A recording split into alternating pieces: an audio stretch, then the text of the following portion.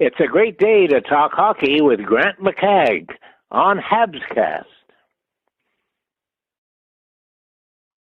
Well, crack. I just cracked it there. I was supposed to wait, but I couldn't. I had to have a sip. My first sip of the day. Cheers to everybody. 5-1. We finally got a game that wasn't a roller coaster. Yeah, when Buffalo scored at the end of the second, well, maybe, but geez, nice to have a 3-4 goal lead for a game finally in this playoffs. One that wasn't a friggin' nail biter all the way. Blaine should be joining me soon. He's probably whooping it up. Maybe he's having a whiskey. I don't know, but he should be along here. Maybe Liam might be joining me, but he ended up getting guests there. So, here's Blaine. Good day, sir. Hello, hello. That's a bit more like it, eh? Yeah. Nice. Yeah, they definitely adjusted in this one. Nice not to have a one-goal game that you know, like it's crazy. Win loss, win loss, win loss, win loss, win. So far, these playoffs. So, hopefully the pattern ends back in Montreal, game 3. Yeah. Fair to say that the Habs were the better team tonight, Oh, and the Buffalo Trolls that were in the live chat last game. They're a little slow showing up tonight. Yeah, I wonder why. I don't know. Wonder why. Saying that it was going to be a sweep or 5 games, Buffalo 5 games. At least they were giving us a game, so I guess that was it, eh? It must have been. But I don't know. I have a good feeling. I think the Habs have a good chance of beating this team. Yeah. Zack Benson's the only one that's really seems to be giving the Habs a lot of trouble so far. Like Tampa looked like a harder team for the Canadians. I don't know. They seem to match up pretty well. If you keep Tage Thompson in check, I don't find Buffalo. I like the matchup. I think the Canadians. Can take this series. Well, I mean, as long as Tage Thompson's not sharpening his skates, they're fine. Mm-hmm. Mr. He had a bit of a blowout no, I fell there. down so easy. Yeah, I know, eh? Carrier. I'm glad he ended up shooting on that 2-on-1. If it was Slaf, you know what he'd have done. Pass the friggin' puck. I think it's cool that Slaf is trying to get Cole going. I do like that part of it because Slaf is a team player, but geez, and you saw him shaking his head on the bench later, right? I should have shot. I think if it was a 1-goal game or a tie game, he might have just shot it. Yeah. They have a little bit more of a lead. It gives them more leeway. And with Carrier's goal, to me, that's just karma coming up because the penalty Carrier got earlier with Thompson somehow falling down because he had a stick in his hands. Come on. That was a clear-cut dive. And then the irony of him falling down and Carrier being able to just pick up the puck and take off. that is pure karma right there. Well, there you go. 57, 67, 77, 86, 94, 114. All right. So I just have to do a quick little update here. Divided by 114. Okay. Dobie in games that after coming back from a loss the next game, 4-0, like the Habs, obviously, in the playoffs, but 148 goals against, 947 save percentage in that's okay, isn't it? In bounce back games in the playoffs here so far. That it's funny that Dobie kind of reveres or Vasilevsky, but there once upon a time, I remember Vasilevsky having that kind of a stat where every time that Tampa would lose a game, he'd come back the next game and just be friggin' lights out. And there are some similarities, it seems like, in those two guys when it comes to stepping up after a loss. Not letting it. For a guy that's as emotional as he is, he certainly doesn't. By the time the next game rolls around, he's ready to roll. Well, the emotions, every time they try to get in his grill, they try a little extra slash, trying to get him off his game. What ends up happening is it just drags him into the game. It makes him more focused and more combative, and it's backfiring. I like how he doesn't take any guff in the. It's Carey Price-like in that sense, where Carey didn't like you being in his crease, and Billy Smith didn't like you being in his crease. And safe to say that Dobie is of the same ilk.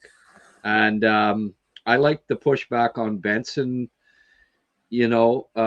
Matheson, he gets a bad rap for not being physical, but when it's time to step up and be physical, he can be, and he is. Yeah. And I liked how he handled Benson in that instance. Darlene and Dobie having that little tete-a-tete there. Dobie did kind of hit him with a stick. Did you notice that?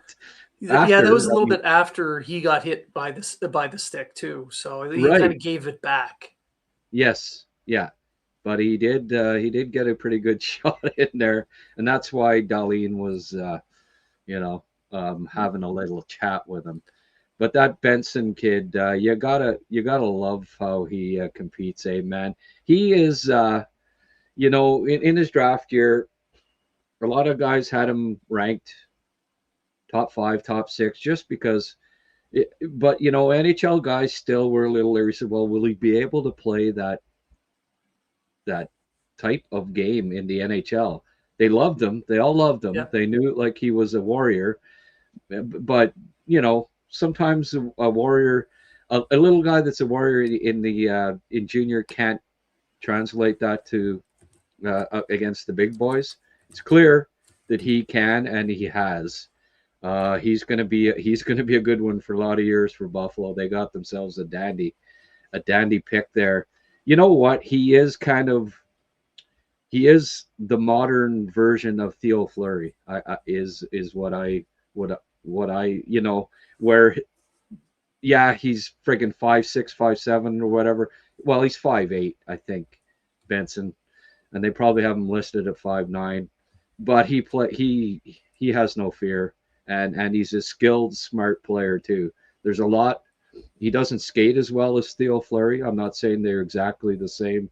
Theo probably has a little more skill, but that type of small player that just is not going to be intimidated by bigger players. Well, if Benson was taking as much coke as Fleury did back in the day, he'd probably be a lot faster too. Different era. My friend. But man, that kid's his motor's nonstop, and he is a greasy little shit. Yeah, I just hate him when he's on the other team. But if he's on your team, you love him. Yeah, I don't know. I love him anyway. I can't help but love him. Love the way he plays. Hutson had a 90.7 mile an hour slap shot tonight. He can shoot. His hardest shot of the season, by the way. So he can hit 90 on the radar gun, and he's been.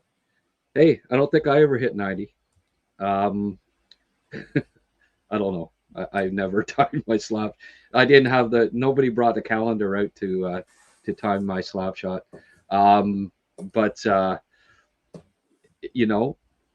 all that practice that Lane had in the off season there, it's paid off. He's like 90 miles an hour is not a slow shot. That's a anytime you can hit 90 on the gun, you've got a decent shot.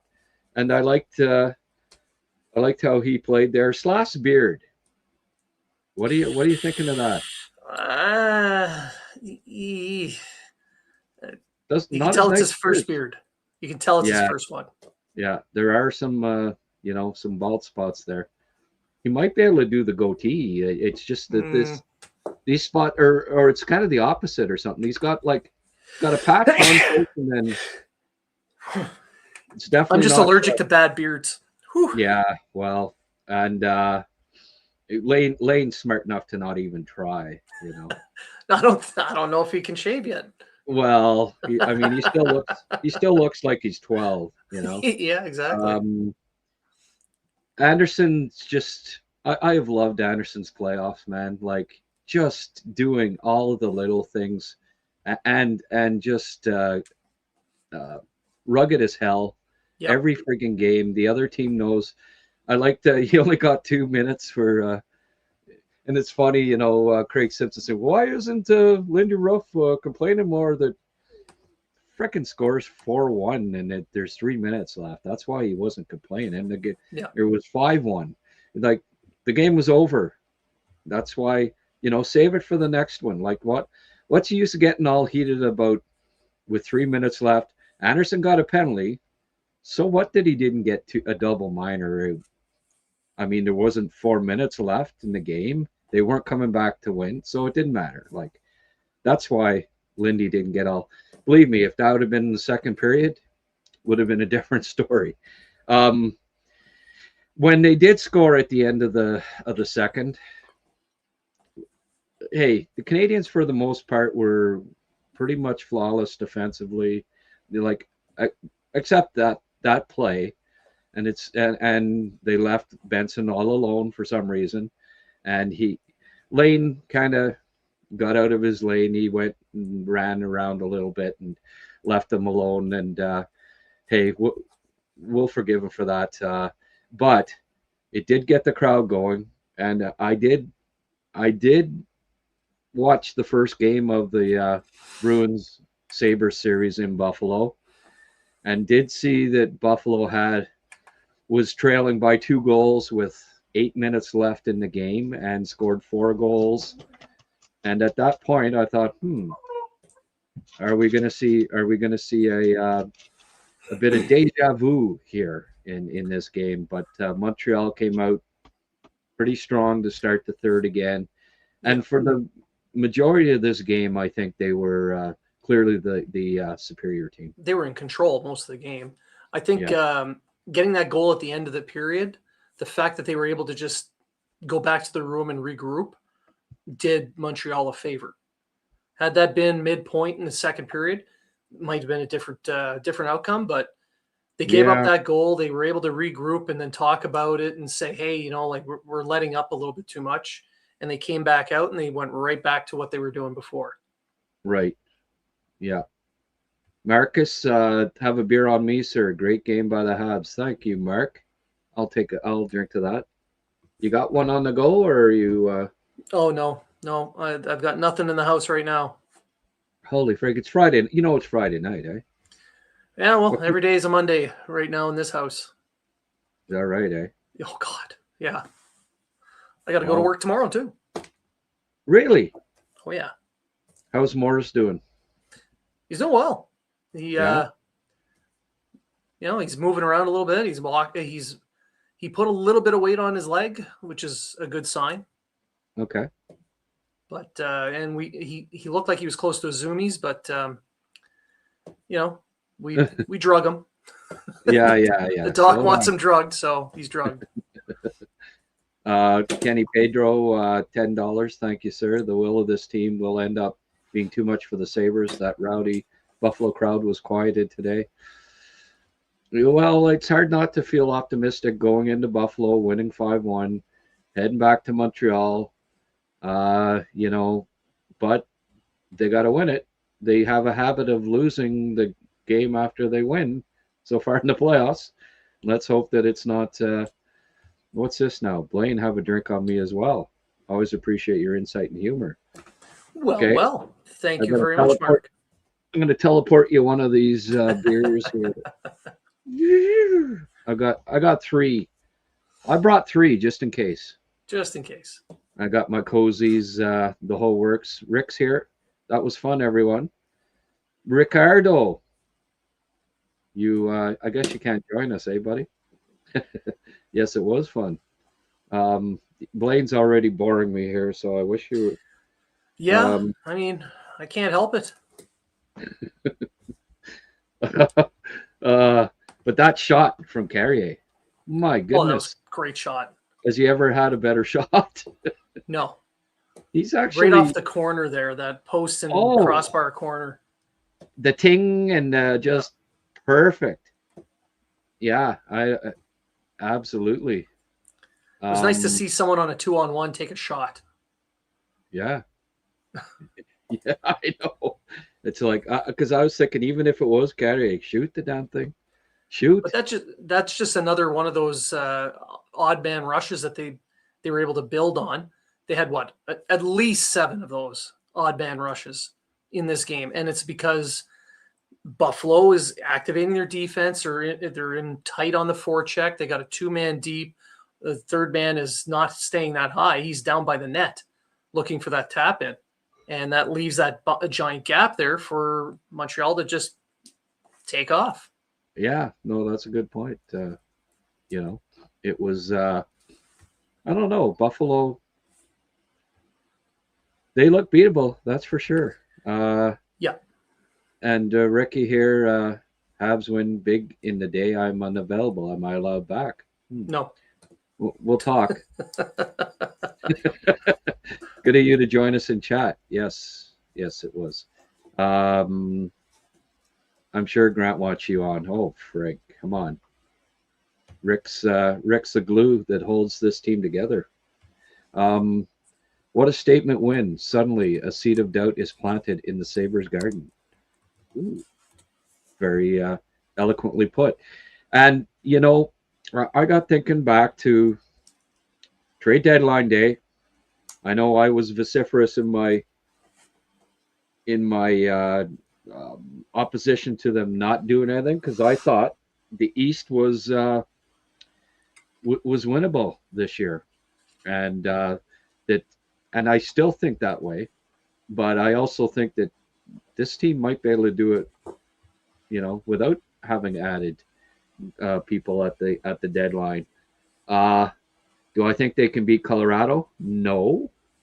Do I think they can beat Carolina? I do. I do think that they can beat Carolina. I know, you see teams, we've seen it before, folks. Team that wins or sweeps 2 series by the third round, they don't sweep the third round. They often lose, actually, and it's not often that a team just keeps on rolling. The LA Kings were an exception that one year when I think they lost like 1. It's rare.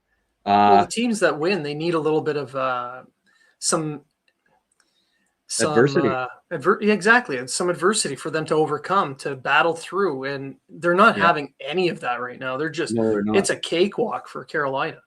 Yeah, but I don't know. I think Montreal, and they did all season too. They match up okay against Carolina, I think. Yeah. Now, okay, I'm talking ahead here, but anyways, if they do get by Buffalo, it's not going to be easy. It's going to be a tough series. I'm not the biggest Alex Lyon fan, Bo, and I think he came back down to earth a bit here, right? Mm-hmm. And as Wayne says too, like Carolina played the Sens and the Flyers, it's going to be the next series is going to be a tougher one for them. I was saying that to Tina tonight. Yeah, they look invincible now, but they haven't faced top teams in the conference. So it'll be a different story next round. I'm sure of that. And Montreal could play physical against them if they do play. But getting back to the trade deadline and not doing anything for the second straight one, I don't know if Nick's talked to.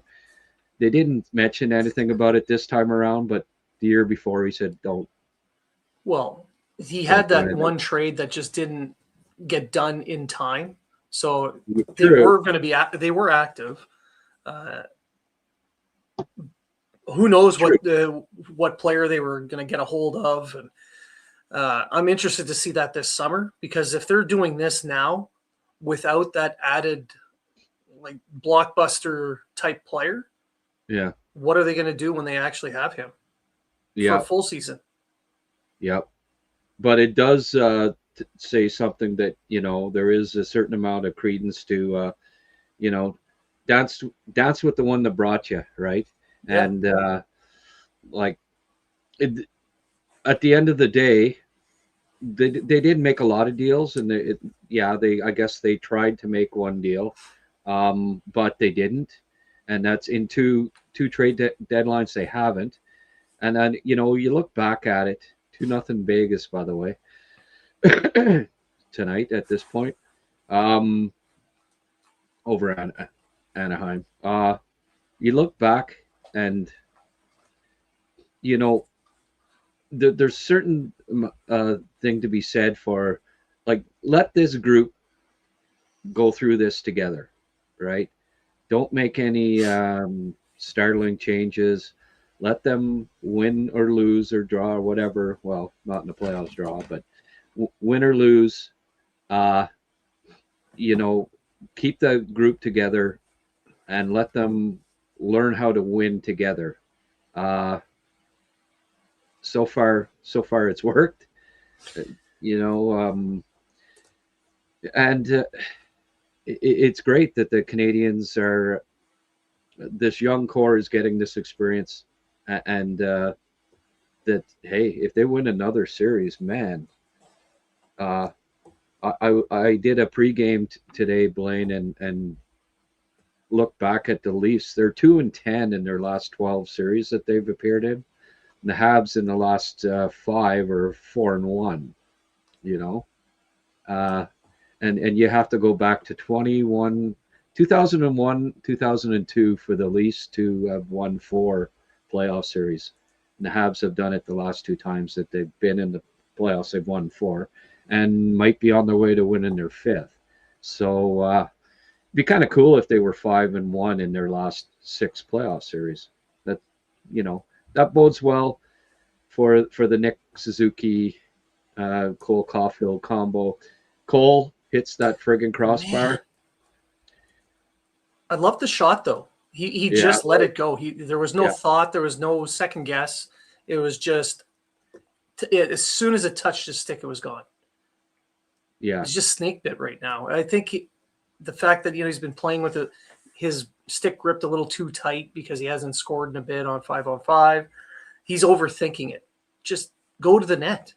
Like, he had that chance because he was in the slot, and throughout the season, all his goals were. If you look at the heat map, most of them are down in that little home plate area, plus somehow behind the goal line. But in the playoffs, if he could just find a way to get into those little spots, he just has to dart in and out. The boys are going to get the pucks to him. He just has to get in there to get a shot off. Yeah. And I think Wayne is Florida man, get off the crack pipe. I think I think that sums up what a lot of us are thinking of, a certain troll that's on the on the live chat right now. Yes. Cool it on the spliffs and the crack pipe there, Florida man, and you know, everything will be good. He's saying that Tage Thompson sucks, and Buffalo's going to sweep Montreal in. Well, I mean, how could you not say that the way they played tonight? How could Montreal even compete at home against that Buffalo team after tonight? It's over. And that Tage Thompson guy sure is shitty. Yeah. Thanks for your wonderful thanks for your wonderful insights, Florida man. Let's get off the crack pipe for a minute here and look at the stats. Okay. 26-44 for Mike Matheson, who was a stud tonight, folks. Picked up a goal, +3, 26 minutes, 5 block shots. Is that impressive? That is a really strong game. Oh. I thought Matheson and Carrier both played very strong games. Yes. Goalie looked amazing on that pairing with Hutson. Goalie was again was just like I put down Anderson, Goalie as kind of the unsung guys. They're doing all the spade work. Yeah. When you talk about a forward and a defenseman, but Matheson was a stud defensively tonight too. 8 minutes shorthanded. 8 minutes, and Buffalo's power play is not very scary right now. No, not like the first game. Montreal just gave it to them. Yeah. But I mean, compared to Tampa just seemed to have the puck in the zone the whole friggin' 2 minutes every time. And Tampa's power play plan is more attacking the net. They've got guys that are willing to get in there and smash through a crowd and then do tap-ins. Whereas Buffalo's more, let's just get ourselves to the other side of the post and then tap it in that way. Or, shoot from a tight angle like Thompson did a bunch of times where it just misses and goes around the boards. Absolutely. Carrier +4. And the big goal, obviously, the heartbreaker, right? The backbreaker. Arbor was even +1, 932. That penalty, like he's lucky that he got away with the first 4 friggin' hacks, and then he does it a 5th time. It's like, yeah, but playoffs. I mean, it's not like he was really hacking at him. There's just little no, but when you do playoff style whacks. Yeah, it would I wasn't pissed off at the ref for calling that one. No. I mean, Dobson 5 shots. I think his thumbs. We can officially say that thumbs up to Noah's thumb there. Thumbs up. Thumbs up. 4 shots for Nick. Nice to see Nick get an empty netter. Yep. Good thing it wasn't Slaf shooting it, or the game would have ended up 4-1. I tried to deke the no goalie. New Hook, 4 shots. 2 goals for New Hook. Obviously, I've been a little critical of him playing on the second line, and I still don't see any chemistry with Demidov and those two. But no. And Demidov wasn't even on the ice for one of them. He was out with his injury at one point, I think, with one of the goals. But hey, kudos to them for picking up a couple of goals.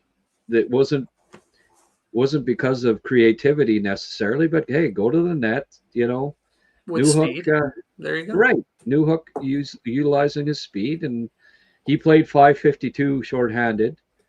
Evans 5:58. So those guys are contributing like solid two-way play right now. It's hard to say. And at 5-on-5, the Canadians had full control of that game. Even in the third period, when Buffalo was really pushing back, the Canadians at 5-on-5 had full control. I mean, if you look at the expected goals for percentages on the Canadians roster, I think 2 guys are less than 50%. Everybody else is firmly into the 50% plus. Yeah. Face-off wise, they better on the face-offs again. They have the Canadians have the edge there. In this, they did all regular season 63%, and 62.5% in the regular season, 63% last game. And New Hook 1 for 3, 1 and 3, not great, but the other guys, the regulars, Veleno took 6 and he was 50%. Evans 64%. Dano 67%. Big draw there too that led to another goal. And Nick won another 9, lost 7. So the main men are definitely winning the majority of the faceoffs against Buffalo, and that's another positive. Hits wise, Arbor had 3. Wasn't a big hit game, right? Once again, this is a different series than the Tampa one. So it's more wide open in comparison. Yeah, definitely. definitely. Carrier 2 hits. He had a big one there. He smoked. I forget reverse who hit it was. there. It was Doan, I think, who's a pretty big boy. Yep. Deneau with a couple more. Goalie 2, and big hits too. But you know who I wish who's getting hit more than he is hitting right now is the big Slovakian. I would like to see Slaf get a little greasier. He's trying to be too fancy Dan, I think. Yeah. And just his last 3 games, it's been one hit, and getting knocked down. Him getting knocked down instead of him knocking anybody down. And I mean, he's a big boy. I'd really like him to lay off the fancy dance stuff a little more and utilize that size. Yeah, I mean, we all know he's very skilled. That's not a question. He doesn't need to show off at all. We know he's very skilled. If he were to go back to how he was playing at the start of the Tampa series, where very physical, winning those board battles, using that vision to make those tape-to-tape passes in a crowd to the front of the net, being that puck retrieval guy, then going to the net and smashing pucks in. I mean, they don't have to all be pretty, but if you're just ripping shots at the net and then following them up, great. He's gonna drag a bunch of people with him and open up ice for Caufield. Yeah, for sure. And Cole, I didn't mind Cole's game tonight. I thought he played well. Yeah, I thought he was good defensively. He made some. He had 2 or 3 really good chances, making some nice setups. His first year, his first playoff, he had twice as many assists as he had goals. Mm-hmm. And so far this playoff, it's 1 goal, but he's got 3 assists. It's not like he's not, and he's generated chances. And I mean, hey, a 1/4 inch lower, and he's got a beautiful goal tonight, and a couple other good chances. So if he keeps playing like he did tonight, he'll start getting. They'll start bouncing in. I mean, you can't keep a 50-goal scorer off the score sheet for too long.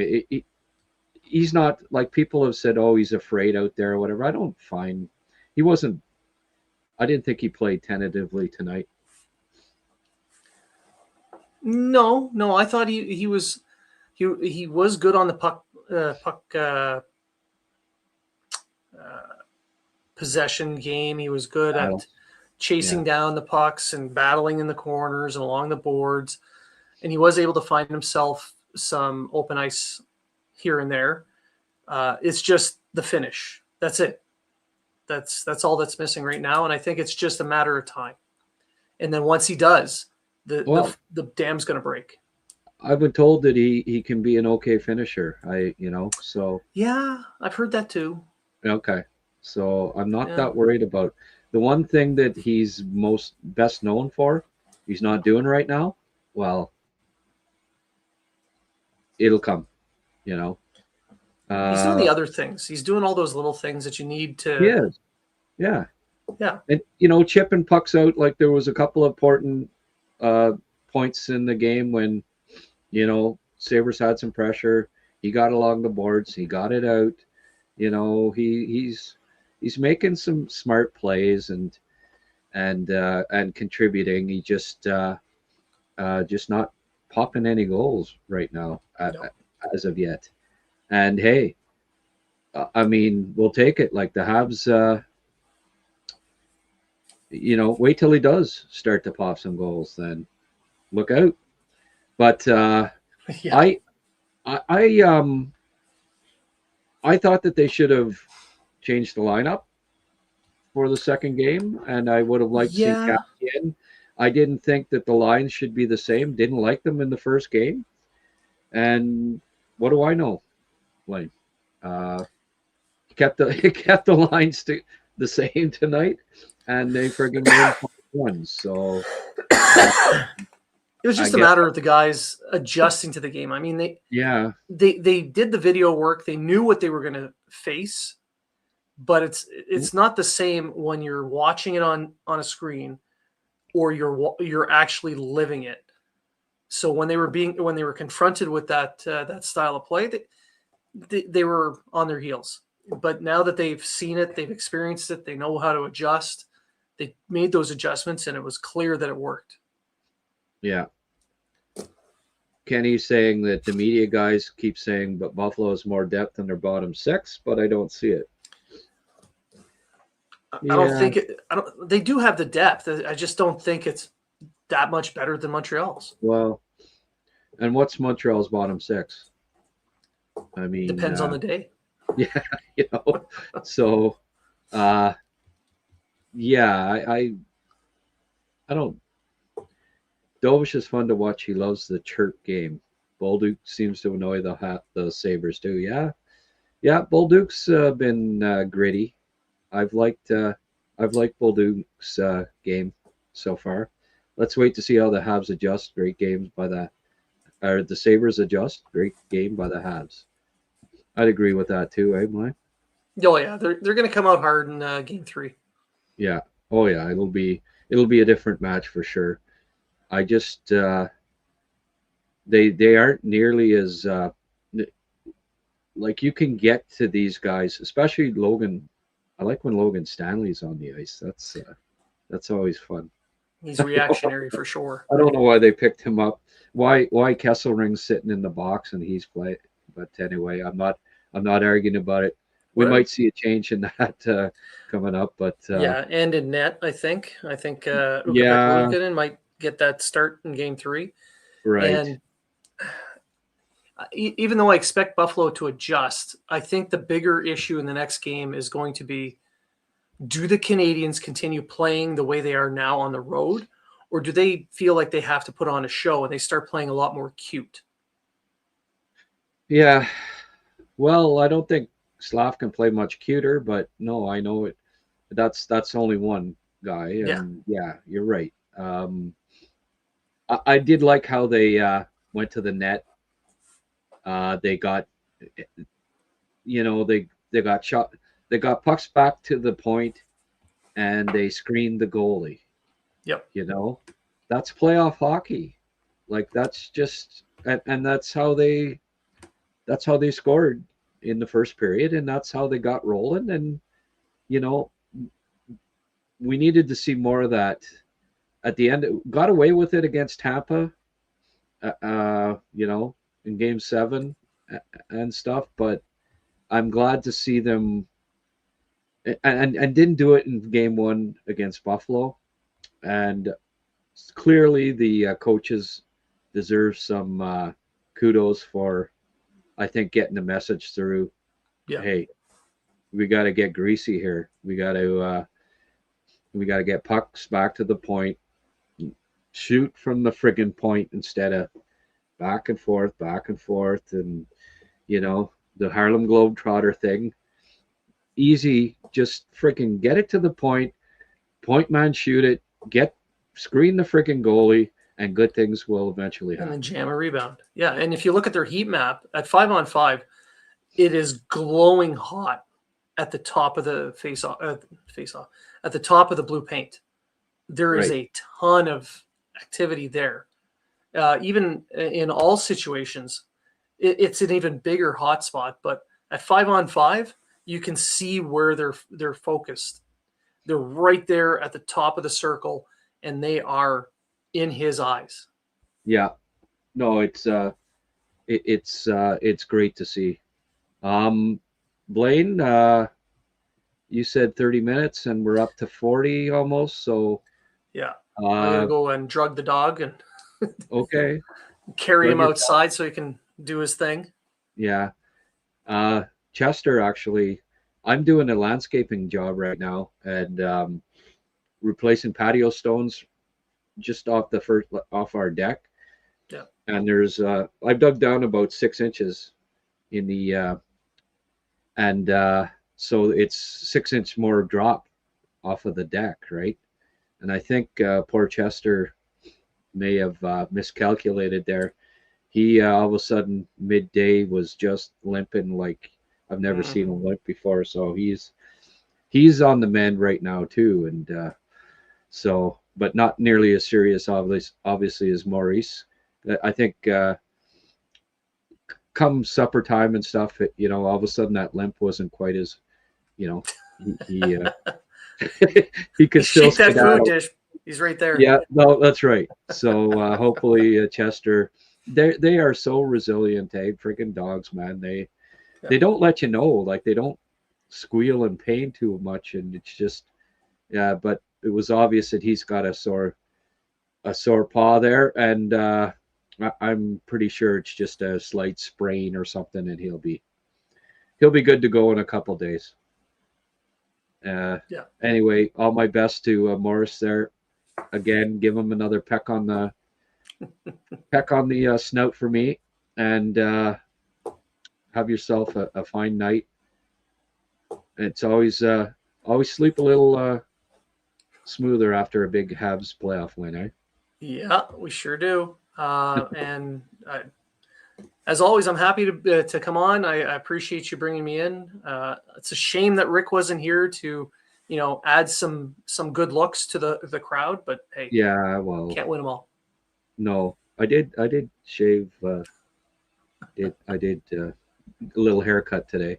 I'm growing mine back here last couple of days. Yeah. By the way, Blaine is a great. Check out his stuff, the Hockey Writers. Follow him at Blain Potvin or whatever it is. Just at Blain Potvin, you'll get his Twitter account, and of course Habs Unfiltered, where he puts on quite a podcast show himself there. All right, Blaine. All right. Thank you for that. I appreciate it. Okay. Have yourself a good night. You too. Okay. Blain Potvin, everyone. The one and only. Just a sec here.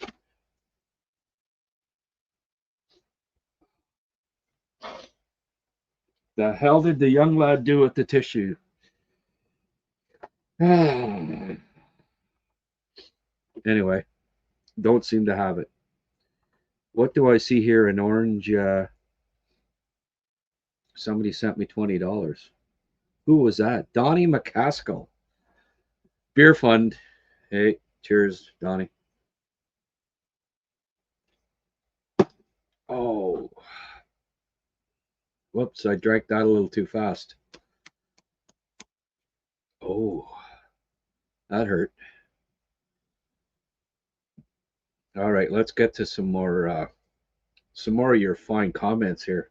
Thanks, Donnie, for the $20. I appreciate it, as always. Yes, we split. Yes, split we need. Way better team game. Nice. Oh, way better team game. Nice game adjustment. Okay, commas are your friend, folks. Didn't like Benson beat to the no. Looking forward to the post game, guys. All right. Thanks, Nas, but please, the odd comma, period. It helps with my my eyesight's not as good as it used to be. My read and comprehension.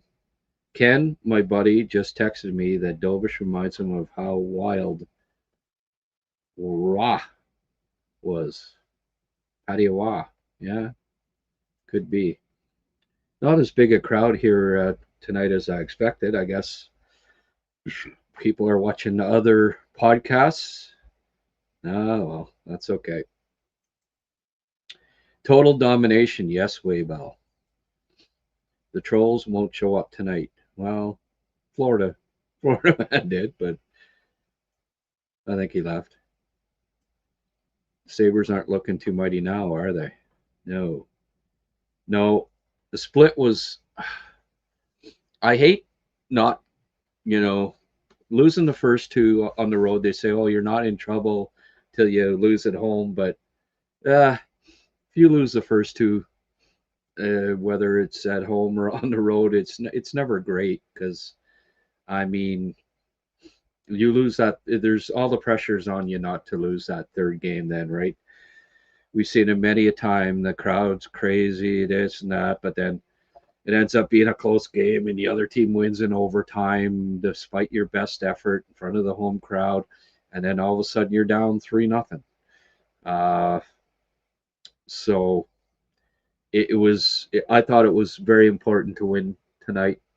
If they didn't, they're in trouble. And winning that game completely changes the complexion of the series.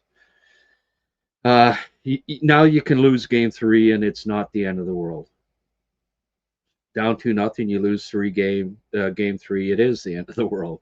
So yeah, I feel a lot better about the Habs winning this series now than I did. And I mean, it helps when you finally win a freaking game handily in the playoffs. That's the first one. You can finally, I mean, I got my thumbnail ready and put it up. Oh, I never did change that, did I? Whoops. Okay. No wonder people aren't showing up. I didn't change the friggin' thumbnail. There, we got her changed now. And folks should like that. Let's see. Oh, damn it. I had it ready to go and I never clicked on it. But yeah, I got an updated thumbnail. Looks a lot better. Go check it out. And when you're doing it, hit that like button, folks. Let's get the algorithm going. Let's get people watching here. We don't have a very big crowd as of yet. A little disappointing considering it's a Friday night and the Habs won. But that's partly on me for not updating my we've got 41 likes so far. 42. I just liked my own show. What the hell? Somebody's got to do it. All right. Back to your comments here.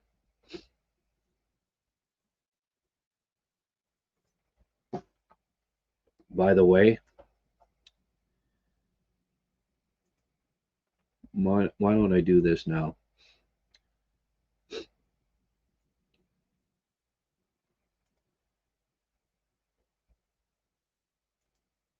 Next level hockey.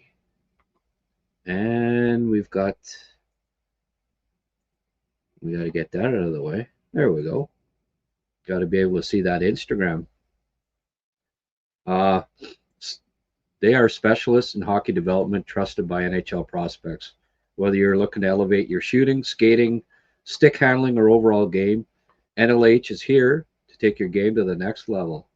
Visit them at nextlevelhockey.com and follow their Instagram at nextlevelhockey_ for daily tips, posts, and updates. If you or someone you know have aspiring young hockey players who want to elevate their game, trust Next Level Hockey to guide them forward. Next Level Hockey, it's in the name. Also, our other sponsor and my good friend at Bonashare Caves, Chris, Caveman Chris, Eganville, Ontario, Bonashare Caves. Folks, they're open on the long weekend and in May, and that's coming up damn soon. Couple of weeks. So it's a private family-owned business run by hockey fans. 613-628-2283, bonasharecaves.com. Check out their website. It's a great place to go visit. Take the kids, take your family, take the wife, take yourself, take your friends, take everybody. Go to Bonashare Caves, check it out. Hours drive from Ottawa. Beautiful Ottawa Valley, Eganville, Ontario, and I think it's the most unique tourist destination in the Ottawa Valley, and I highly recommend it to anyone. Do your traveling in Canada here, folks. Let's support our Canadian businesses here. Cheers. All right, let's get back to some comments here. Keep the caravan rolling. Rick says that was fun, everyone. Spoolie agrees with me there. Matheson was a pillar of strength. His cardio is improving somehow. Yeah.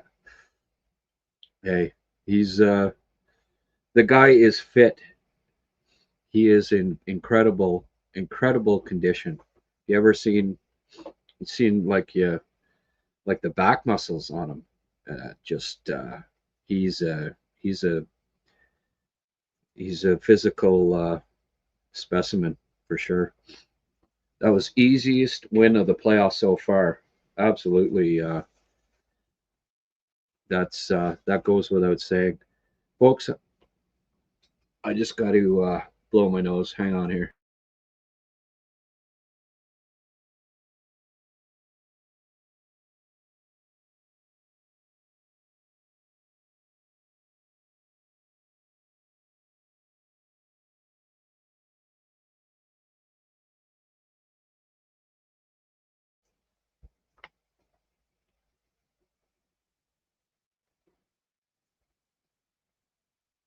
Rick, where's your wrench icon? It's there. I see it. I don't know why you don't see it, Spoolie. NHL Highlights says Rick is the best. Yeah. But he's a UFA. I'm gonna have to buckle up and re-sign him here for the off season before July 1st, eh? Season's Habs have exceeded what most people thought they would accomplish. Let's go for the top. Right on. Francois, statement win. I liked what I saw. Hard not to like what you saw tonight. Is it that late? You're both rubbing your eyes. Yeah, well, here we go. I'm always rubbing my eyes. I've got Bell's palsy. This eye, this side of my face is partially paralyzed, so you'll have to pardon me there, Maurice, but you'll probably notice if you pay attention that I rub my eye. I rub this eye quite a bit. It waters and all that stuff. But so apologies for that. But it's just it's life. Something I've got to deal with. The trolls are back. Yeah. Takes a lot of nerve after that ass whipping. Yeah.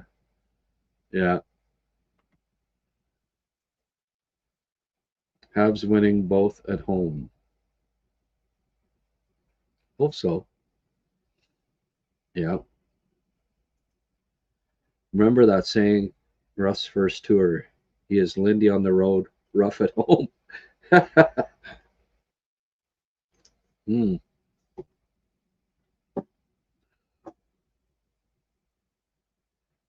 Well, I hope they lose on the road. Series is far from over. Sabres are a good team. I don't think anyone's saying the series is over, Mark. It's tied 1-1, so. But that's what the Habs wanted. They wanted a split, or, well, obviously they wanted to win both, but. The one thing about Buffalo is that their best players aren't great defensive forwards. That's an advantage that Montreal has. Yeah. Well, I'd say their best player is a defenseman, but yeah, as far as their best players up front, you mean, aren't great defensive forwards?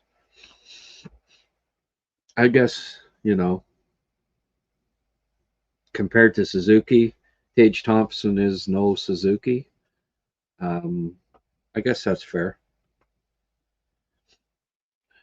Let's not forget how streaky he is, and that'd be talking about Mr. Cole Caufield, I would suspect. Yes, it's probably going 7 while the Canes sit and rest for an extra week. Yeah. I'm not trolling you guys. Habs played a great game, but don't forget how good Buffalo is on the road. Yeah. The defense was solid defensively and contributed offensively big time. That is very true. Just going to pull up the NHL standings here. Have a quick look. Buffalo on the road was not as good as the Habs this year.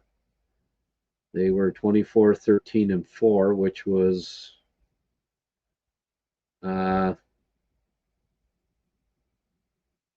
fourth best in the East. So decent on the road, but they weren't as good as the Habs. The Habs were 24, 9, and 8 on the road, and Buffalo was 24, 13, and 4. Sabres were better than the Habs at home, actually, was where the difference was. So Habs lost 15 at home. Sabres lost only 10. So, doesn't scare me. I don't find that they're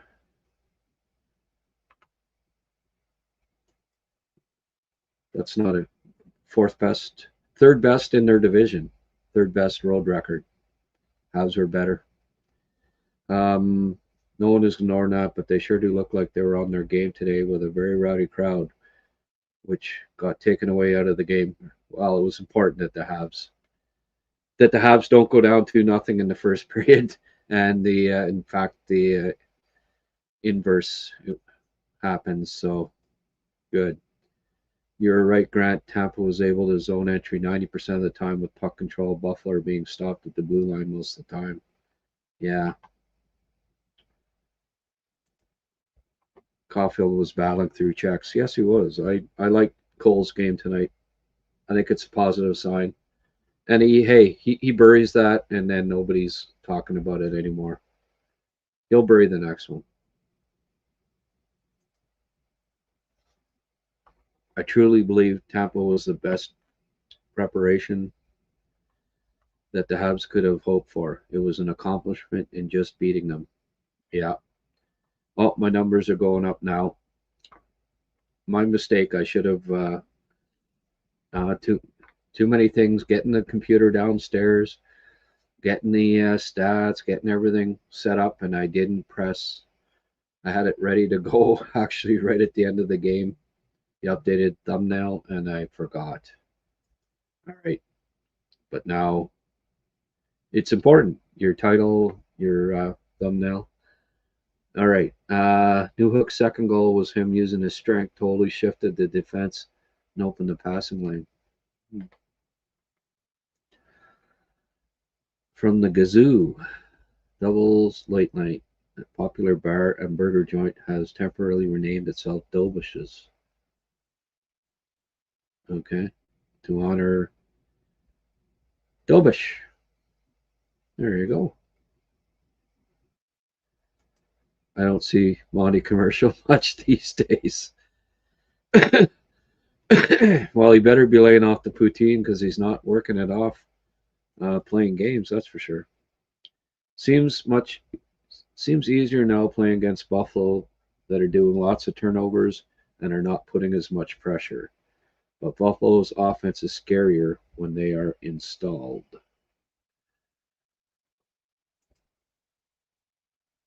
Nowhere near as physical as the Tampa series, and Buffalo is a bigger team. Yeah.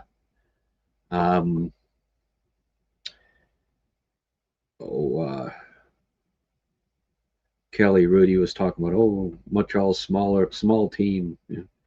Montreal 6'1", 198 on average. Buffalo 6'2", 203. So inch taller, 5 pounds heavier. A little bigger. Montreal's middle of the pack size-wise. So to call them a small team is a disservice. It's not true. Yeah, Buffalo's a little bigger, but I don't find that that's a pronounced difference. And Habs are pretty gritty, so Monty may get his own mattress ad. Ooh, there you go. I hope that series won't last long, though. Buffalo delivering tons of crushing hits. I don't find it. Demi got hit. That was the only crushing one, really.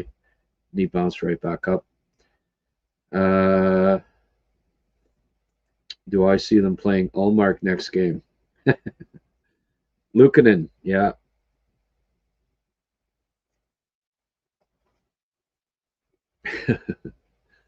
They wish they had Ullmark back. I like Jackey's game tonight, but that last penalty opened the door for Struble in game 3. I don't know. I know Marty doesn't like that kind of stuff. We'll see. Backbreaker with 3.6 seconds left.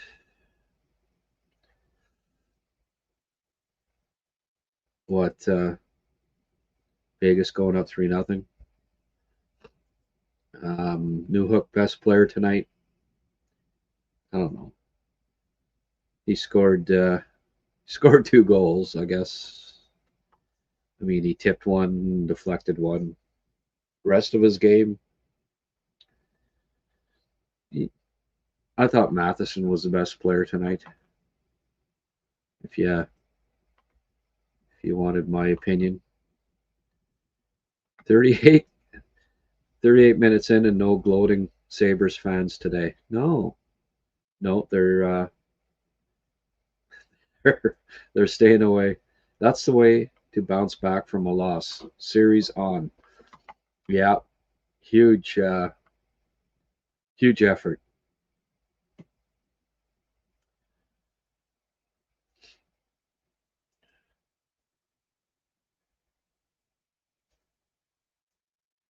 Grant's close to being able to get a 24 a beer. Nice job, boys.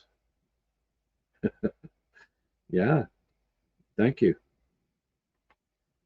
Thank you for the contributions. As always, guys, it's always greatly appreciated. You know what? Now when I click on, this didn't happen before, but now when I click on on somebody's comment and read it, it goes light, so that helps. New rule.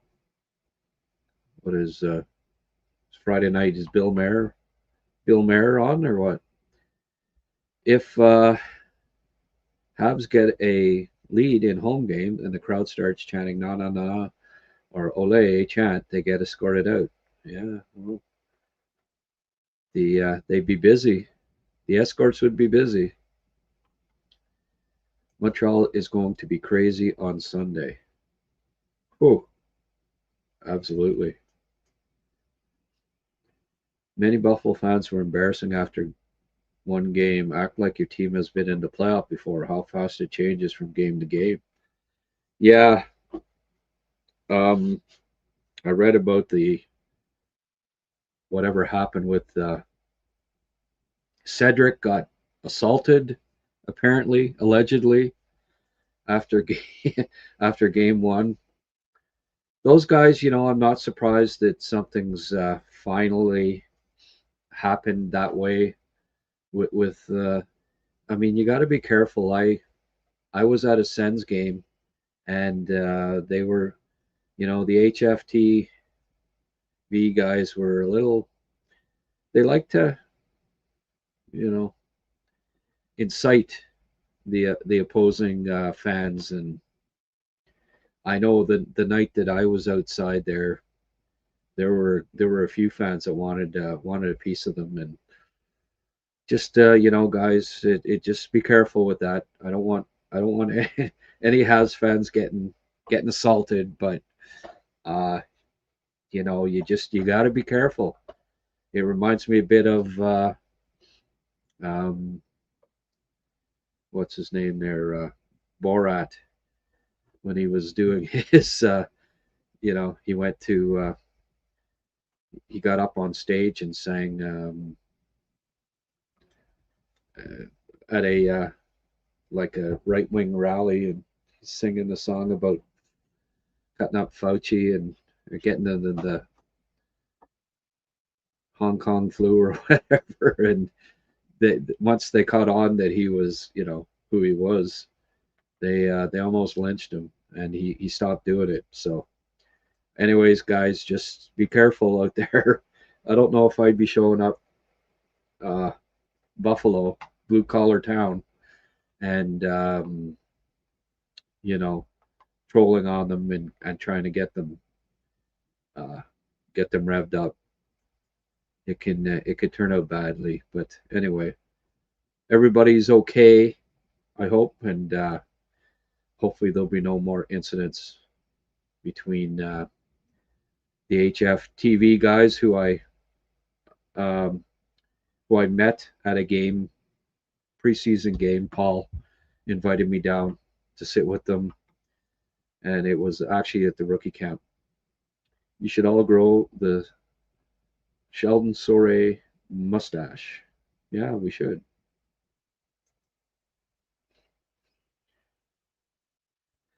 Yeah, Sunday's Mother's Day. I know, and I'm not going to be able to go see Mom because of this, because I have to work. But I will be going to see her this week. Most Sabres can't say they've been there before.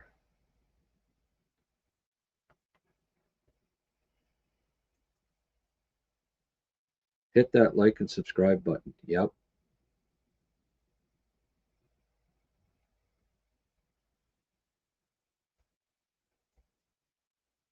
Mark, I don't get to these comments quick enough, and I don't know what you're referring to there. Sorry. Dobie is part Roy, part Hashek. Ooh, not bad. Donnie McCaskill, complete game, always in control. Yes. Other than the last minute of the second period, but Dovish is in their head after this game. If he shuts them down next game, he'll be living rent-free in their head all series. Yeah, well, Dobie 4-0 after losses so far in the playoffs. If you missed the start,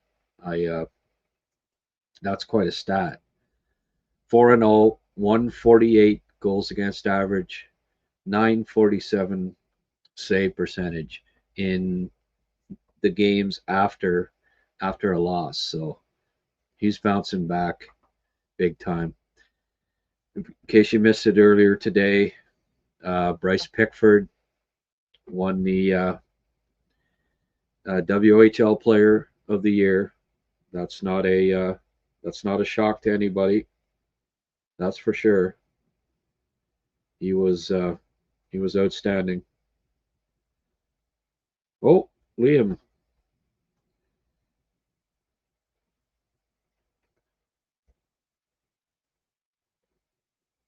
Liam asking if I'm still on.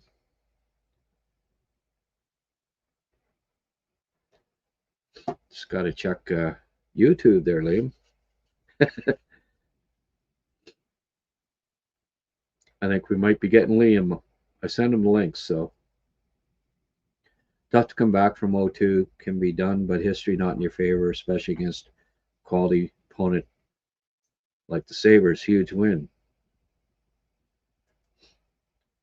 Lose the first two, and you need to go 4-1. Split is crucial. Yeah. It was a nice change for us fans that weren't worried for the majority of the game. I know. I even got a thumbnail done after the second period, which I forgot to put up right away. But yeah, Habs split the series. Habs played a commanding game. Were they lucky? No. 5 down, 11 to go. Was Buffalo overmatched? Well, tonight they were. They were outplayed. Yeah,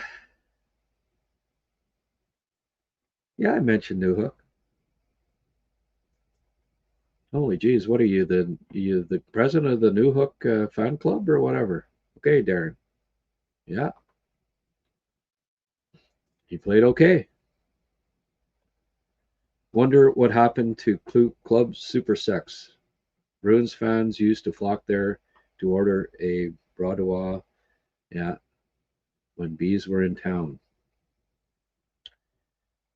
A bradois. Okay. Not sure what happened to it. Spoolie. Offense from our defense was a big story tonight. Yeah. Good point. Matheson scored one. Carrier, the big one. Matheson's was a little. My old hangout. Oh, yeah. Carrier was picking cherries like I did as a kid. All right, J Fed. Murray Smithers. Slaf seemed half step slow at his best power around defenders. Yeah. He still made some nice slick plays. He does. He protects the puck pretty well, but I'd like to see a little more power forward from him, and that would help Cole too. Donnie gets beers by sea lift here in the Arctic. He has 60 left. How many per game? Yeah, hey. That sounds like a riddle. Hey, Donnie gets beers by sea lift here in the Arctic. He has 60 left. How many per game? That almost. Yeah. Well, it depends. Wow. What do you drink up there in Nunavut, Donnie? Let me know. I wonder how close he is to your young lad. Have to ask him that. Gotta be close. Rankin, what is it? Rankin Inlet? Right, Rankin Inlet. Yeah. Okay, Donnie, let us know. So, Yeah. Liam, that was kind of a. It's nice to have one where you can kind of sit back and relax a bit, and you're not on the edge of your seat. I still got my fingernails there to. What do you think of tonight's performance? Just so effing good. Just so good. The early goal, the template for the evening, just we were just so much more on top of the play. Defensively, the structure, our breakout. I mean, they still cause some problems for sure. They're a great team. This is going to probably be another long series, but holy cow, what a win to get. What a statement win to get. And yeah, I was just elated. And the guys who were scoring and the nature of the goals. Hey, we caught Lyon all of a sudden. Supposed to be this next coming of a combination of whomever you want to say in Buffalo's history, maybe not Hasek, but holy geez, we're hearing all these great things about him. And that Matheson shot from the halfway point, there was nothing. There was nobody. That just floated over him. Yeah. And I know it was a bit of a screen initially, but anyways, that was such a huge goal too. And then like Carrier, what the hell was that? I mean, what a shot, eh? What a shot. What a shot. I must have watched it 10 times on replay. Just kept replaying it, saying, yeah. I had my buddy, Kevin Jardine, out here, who was a goaltender, hell of a goalie. In the 1980s in Ottawa, outside of the 67s, he was probably as good as there was. And he actually went over to Europe and played on a touring team out of Ottawa. They picked an all-star team. He was one of the goalies that went. So he's cheered for the Habs, but he's from the goalie fraternity, right. And he's saying, look, nobody is stopping that shot. That's inside the corner of the crossbar and the post, right? You saw it. So everyone saw it. I mean, just unfreaking believable. It was a great game.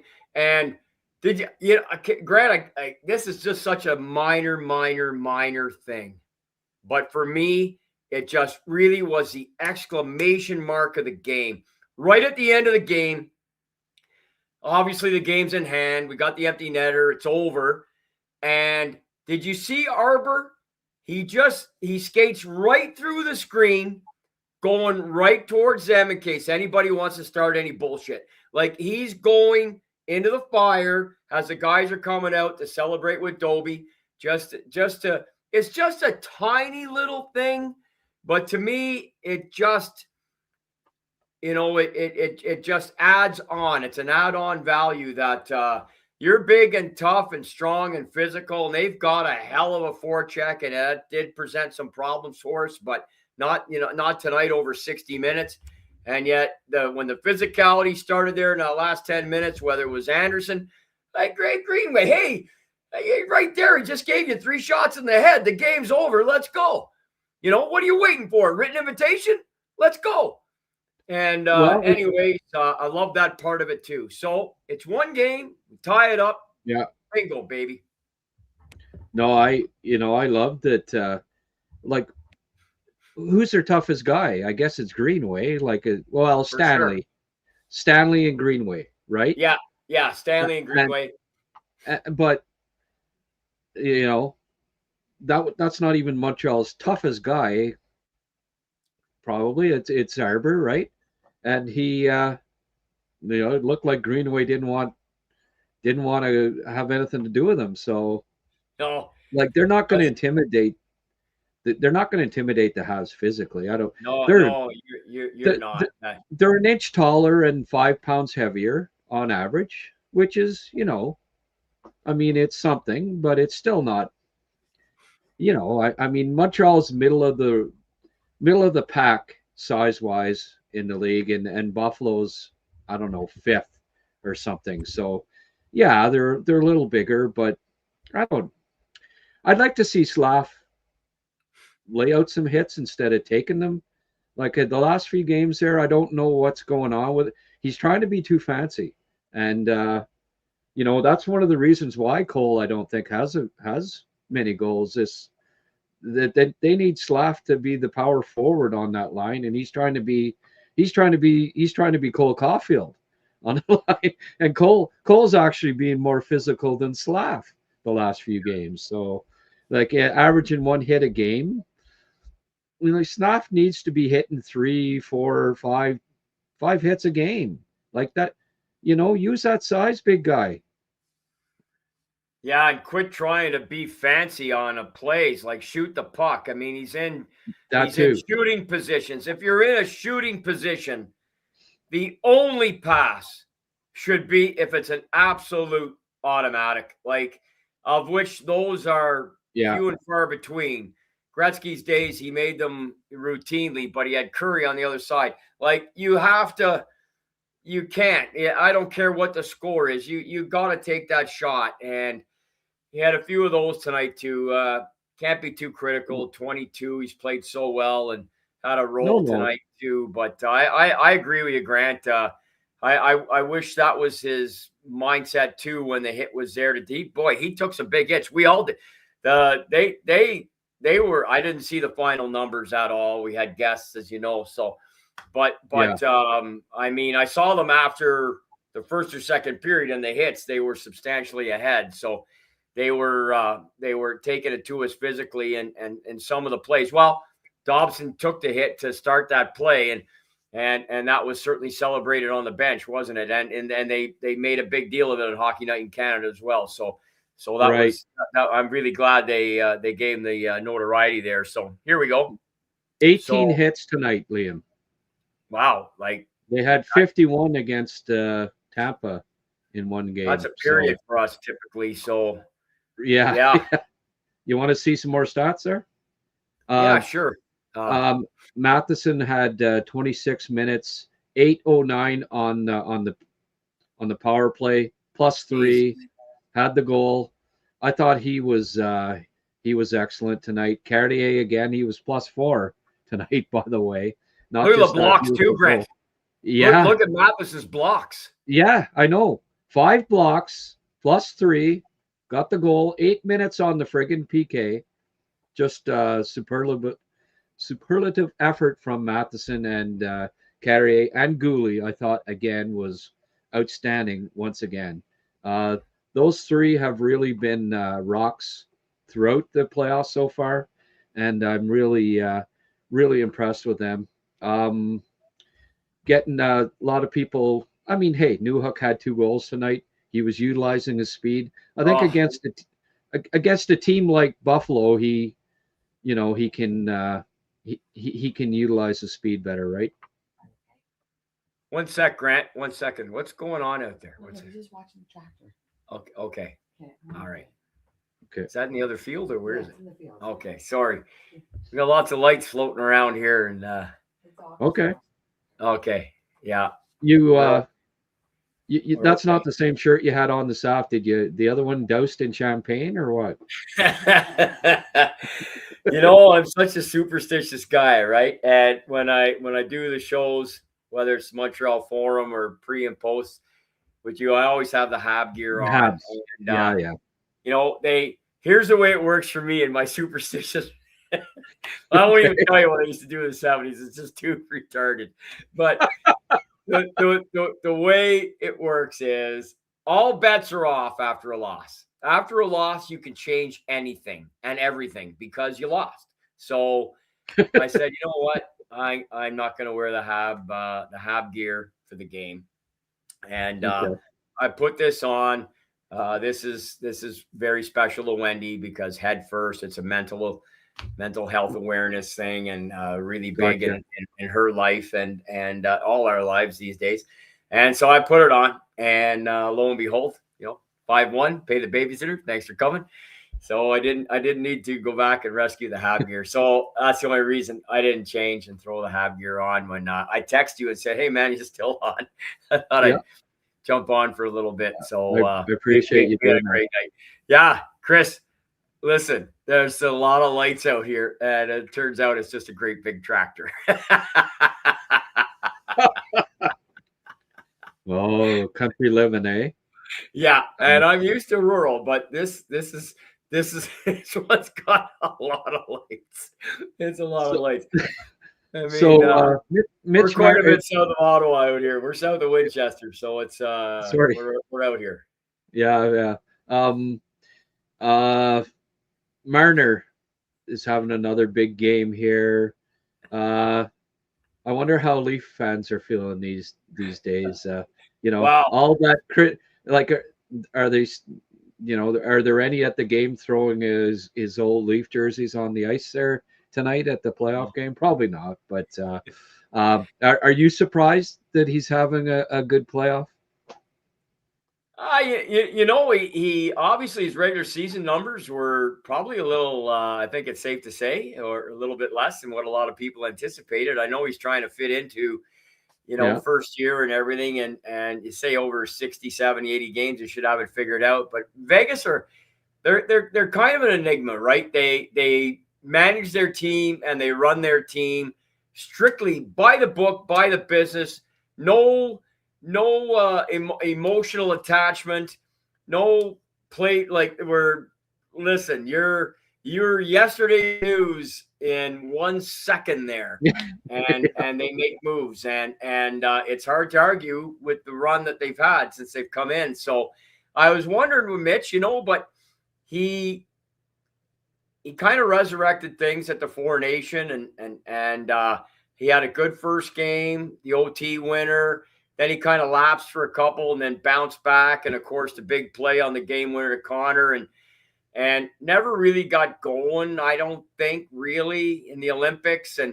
And it's am I surprised, Grant? I mean, not really. The guy's got we've been watching the guy play for years. The guy's got talent. There's no question.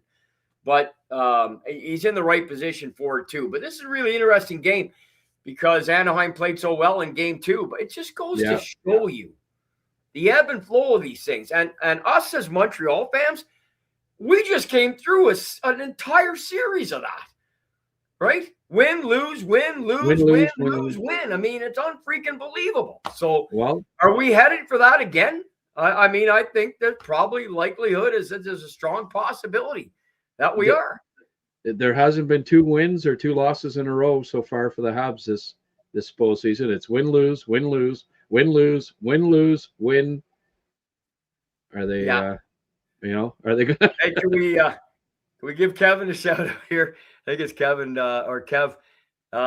Hopefully Josh or Arver get a hold of Green Bean next game, and Sabres lineup will shrink a couple of inches. Love it, man. Green Bean. You see it, Grant? No, that's fantastic. Don't see it. Is it near the bottom or? It just came up a couple minutes ago. I got it on mine here. So, he made that's his next comment. That's the second one after. Then he says the big dogs. Yeah. There. Yeah. I'd rather have pit bulls. Okay. There it is. Hopefully Josh Arver get a hold of Green Bean, and Sabres lineup will shrink a couple inches. Yeah. Well. Yeah. I don't know. It's not been as. There hasn't been as much animosity as the last series. I got the junior A game on. Let me get the let me get back to Marner didn't get a hat trick. He doesn't have a hat trick, does he? Is that for real? He scored again. No way. Yeah. No. Has he got 3? I don't know, but he's got at least 2 anyway. Jay Teal saying Marner hat trick. Yeah, it is. It's a hat trick. Okay. It is. Well, maybe he wasn't at fault for all of the. That was kind of what that's kind of what I was getting at. That he was kind of the scapegoat, and Matthews. Hello, it was always Marner, and Matthews was the friggin' golden child, I guess, the first overall pick, and it was never him that. Rarely it was him that got singled out for it, and it was always Marner. And I think we're seeing when he's playing with a team that knows how to win. Geez, he can actually be good at playoff time too. So I'm glad because I thought that he was unfairly, them throwing his jersey on the ice and blaming him all the time. He had the most points of any of the Leafs in those playoff years that they played together. He was the point leader. So he wasn't great, but he was far from being fans always need whipping boys. They always need whipping boys. It seems like that's just the way it is. And Marner was that in Toronto. And even though we saw him last year at the who came up big in the Four Nations when we needed it? Marner, in the big game, the overtime, that great goal he scored, the setup to Sid, Connor. Yeah, it was Marner. And now who's having a really good playoff all of a sudden for Vegas? Mitch Marner. So good. I'm glad because Leaf fans, put up with a lot of stuff for a decade there, Liam, when they were regular season champs and the Habs weren't, and all of the trolling that you chirping that you'd get from Leaf fans, even though they hadn't done anything when it counted, and now just yet another thing that they can eat crow about. I slam them all now, Grant, because until they play us again in the playoffs and beat us, God willing, it'll never happen. But you can't erase that 3-1. That division was set up for them to go minimally to the semifinal. It was a cakewalk. Win the North and just roll and win the Canadian division. And you had a 3-1 lead against your arch rival, and you blew it. I call it the worst series loss in Toronto history. Yes, they had games. That Boston game, 4-1 with 10:22 to go, NHL playoff record. But it's and a couple of others where they got beat out of the playoffs last game, last minute of play in a couple instances. But in terms of a series, I think that loss to Montreal in 21, up 3-1, is the worst series defeat in Leaf history. Worse than any time that they would have lost in the Stanley Cup final, because they never had anything that was that dramatic. Right. Loss in a cup final. in the 30s, maybe you could argue they had a few, but to me, this was way worse because that division was set up for them to roll. So, having said all that, your comments about Marner, I think, are bang on. And, well, you remember all friggin' Twitter was crazy in 1930 when those couple of years that you mentioned, Liam, back in 33 or 34. Social media just went nuts when the Leafs lost. They beat the Rangers in 32 and they lost them in 33. They called it the tennis series as best of 5 because they lost 6-2, 6-4, 6-2. But I mean, they made the finals almost every year, in the 30s. Mm-hmm. It's incredible. They were in 6 or 7 finals, only won the one cup in 1932, which was the first year of Maple Leaf Gardens. Maple Leaf Gardens opened that year, and that was the first Stanley Cup they won as the Toronto Maple Leafs. The win in 22 and 1918 was the same organization, but St. Patrick or the arenas? Yeah, okay, exactly, Grant. Yeah, same organization. So they don't count the Toronto Blue Shirts in 1914 because it was an entirely different organization. Right. So right. They're not listed as having 14; they're listed as having 13. But good on Mitch tonight. That's great. And Cole hit the goalpost. I was a big Bruce Cassidy is a good friend of mine, and I was really sad he got gassed so late. But we'll see. This series is far from over, obviously. But Tort's flowing in, and we all know what he brings to the table. And I guess they felt maybe that was too much for Butch. So I think it'll be interesting to see if Tampa maybe does some soul searching and figures that might be enough for Coop. We'll see. We'll see. He's the longest tenured coach in the NHL, but it's good stuff, man. Good stuff. Yeah. Well, it'd be kind of funny if he won the Jack Adams Award and then got canned, but as soon as you win it, you get fired anyway. That's right. Eventually, that's true. Yeah. Pretty Kiss much. of death. It's crazy. Absolutely crazy. Vasilevsky, he back a few years ago, whenever Tampa would lose a game, his record after was just incredible. Like he was just lights out, shutouts, and the whole works. Doby, so far in the playoffs here, 4-0 after a loss, 148 goals against average, 947 save percentage. He's he considers Vasilevsky to be an idol, like he idolizes him or whatever. Maybe that's too strong a term, but you know what I mean. Really respects him. He's there are it'd be nice if he was the next Vasilevsky. He's certainly you see Fowler sitting on the bench there, and they're talking about they've become really good friends. The two of them are real tight, but he's a nice mentor for the Fowler kid.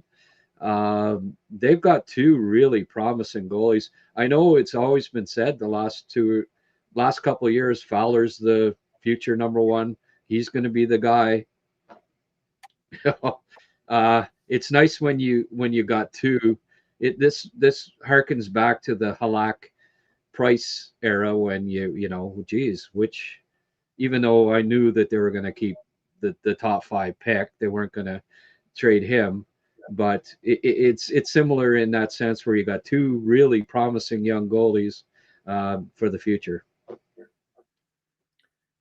Yeah, it definitely is. It in the old days, well, they started with a 2 goalie system in 64, 65. That's when you first were officially required to dress a backup, and Charlie Hodge. In a very short period of time. Yeah, you had the Boston Bruins in 1970 with Jerry Cheevers and Eddie Johnston. Win a Stanley Cup, and then a few years after that, you had Phil Muir and Pete Peters with the Philadelphia Flyers go all the way to the Stanley Cup final in 1980. It's not as common, obviously, to have the starters like Billy Smith and Chico Resch. fairly even in the regular season, but Billy carried the mail in the postseason, especially once the runs started. Later, he did. Yeah. Yeah.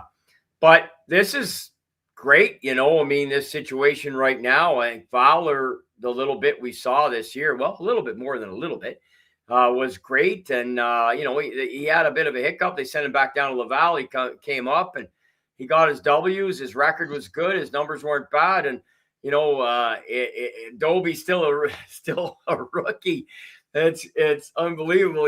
He's being a mentor here as officially still a rookie, even though he's got a little bit of an experience in the league. But it does bode well for Montreal to have this right now as a goaltending scenario. We all have been saying here as the team has gotten better, specifically the last 2 years. Imagine had Carey Price been part of this. Well, we may not have Carey, but he's not a bad follow-up to him the way he's playing right now. So he's been great. He's been absolutely great. And Fowler, if we do or if we don't see him this playoff, we know he's part of the organization going forward. And he gave us enough. He whet enough of our appetite that it'll be great to see him when he does get in going forward. So our goaltending, I think, is solid enough to do some damage here in this postseason still. But, looming large in the horizon, however this Buffalo things go, is a wagon called Carolina. So we'll cross that bridge if we're fortunate enough to get there. But right now, tonight, as I came on, Grant, you said it. What a win. I'm sure you guys, whoever you had on earlier, you guys have covered that to death here. Just some comments with last change. This from Voodoo Pork Chop. You saw it. Yeah. Go ahead. Well, you picked Tampa to win the last series. You picked Buffalo to win this series. If the Habs get through to the next series, I'm going to guess that you'll pick Carolina to win. But I know after the first you're an idiot not to, really. So. Well, yeah, but it's not the first time we've seen teams sweep by a couple. I mean, let's be honest. Predictions. I mean, come on. Yeah, Tom Waite said it best, right? Predictions are for gypsies. And, we sit on a show, we sit on a camera, you got a X number of people that tune in and whatever. Oh, make a prediction. I hate predictions. Liam. Whatever. Exactly. Yeah. But I don't really give a shit. I pick a team and I pick a number. I'm a Habs fan through and through. I'm not chirping you. I'm not chirping you here, Liam. I know. No, I hear you. I hate doing it, but I'm in the media now, so I have to do it. But I know after the first game of the first series, I said, Liam, well, do you think maybe? And I mean, it was early, right? And you didn't think. And later on, you thought, okay, well, I think maybe the Habs. I think after game 3 or whatever. After it was 3. Even. It was game 3 when we went up 2-1, and I saw that after 9 periods plus the OT time that we had already at that time, 3 games worth. Oh, 3. I mean, into an extra period for the third time, and and you picked Buffalo in 6, did you not, for this one? Yeah.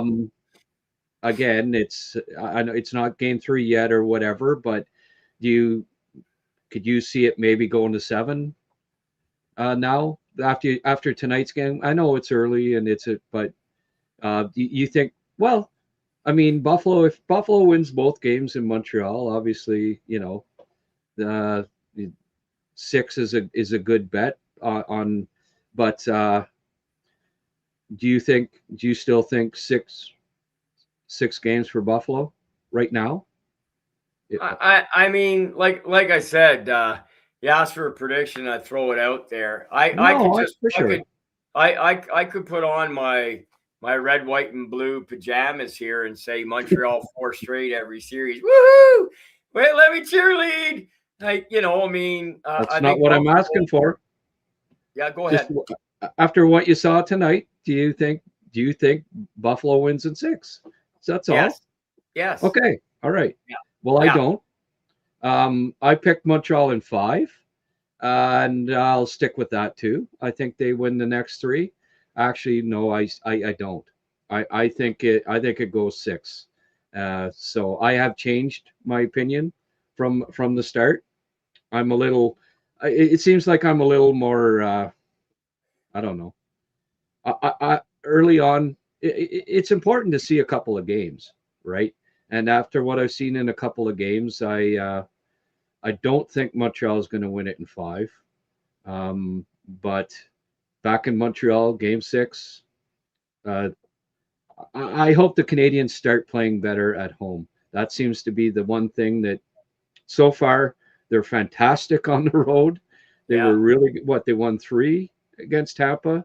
So 4, they're 4-2 so far on the road, which is, against really good teams. That's fantastic. They need to get. Hopefully they. I really liked their first period tonight, Liam, where they kept it. They went back to basics and get the puck back to the point, screen the goalie, right? Shoot from the point instead of trying the Harlem Globetrotter thing where you pass it 42 times and don't even get a shot on net. They, basic playoff hockey that often is successful if you get to the front of the net and you screen and you actually shoot. Good things can happen, and it worked, and they got off to they got the early lead, unlike last game, and it was I think Marty and the coaching staff likely had a good conversation with them about it and said, we got to stop trying to be so fancy here and just get a little greasier. What do you think?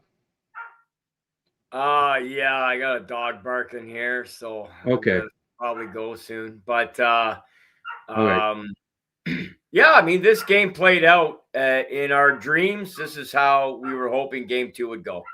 Early lead, maintained it, extended it, did a whole bunch of things right, and we look fantastic. And when you series and you have to do the foolhardy thing and try and predict, and you're picking in 6 or 7 games, that means even the team that you're anticipating beating is going to win 2 or 3 games, and vice versa. Or there'll be wins and losses. And this was a character, fantastic, and potentially, hopefully, a defining moment for Montreal in this series. I find it incredible that after 2 games, we've got a 2-goal win and a 4-goal win, empty netters, and we didn't have any of that in Tampa and versus Tampa. And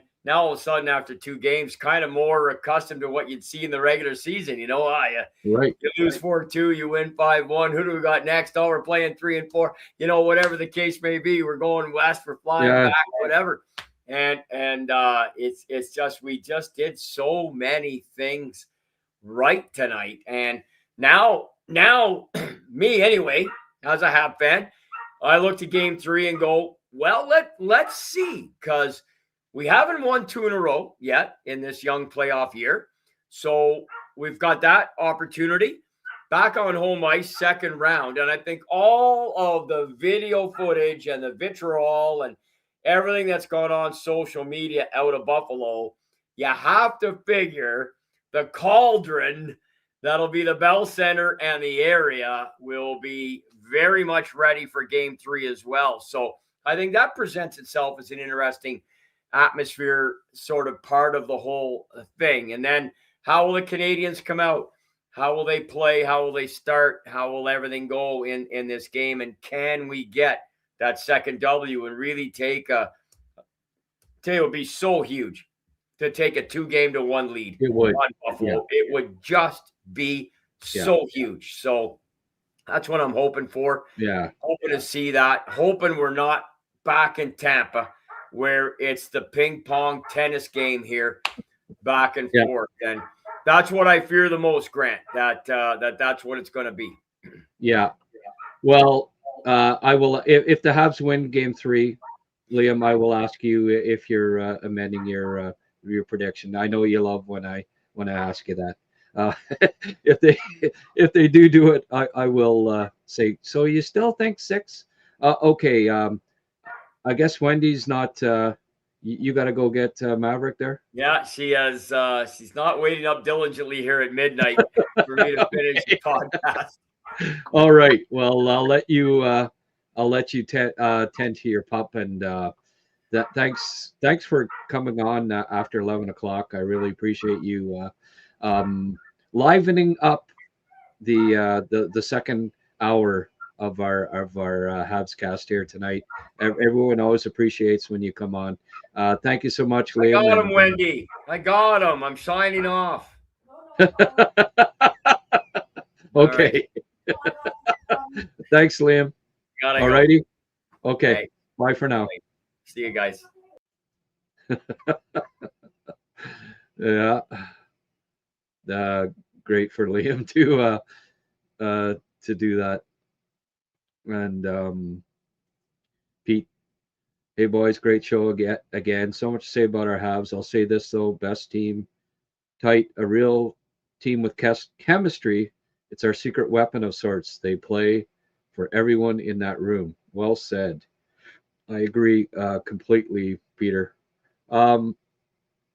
Somebody, I keep getting asked about Pickford, and I'll keep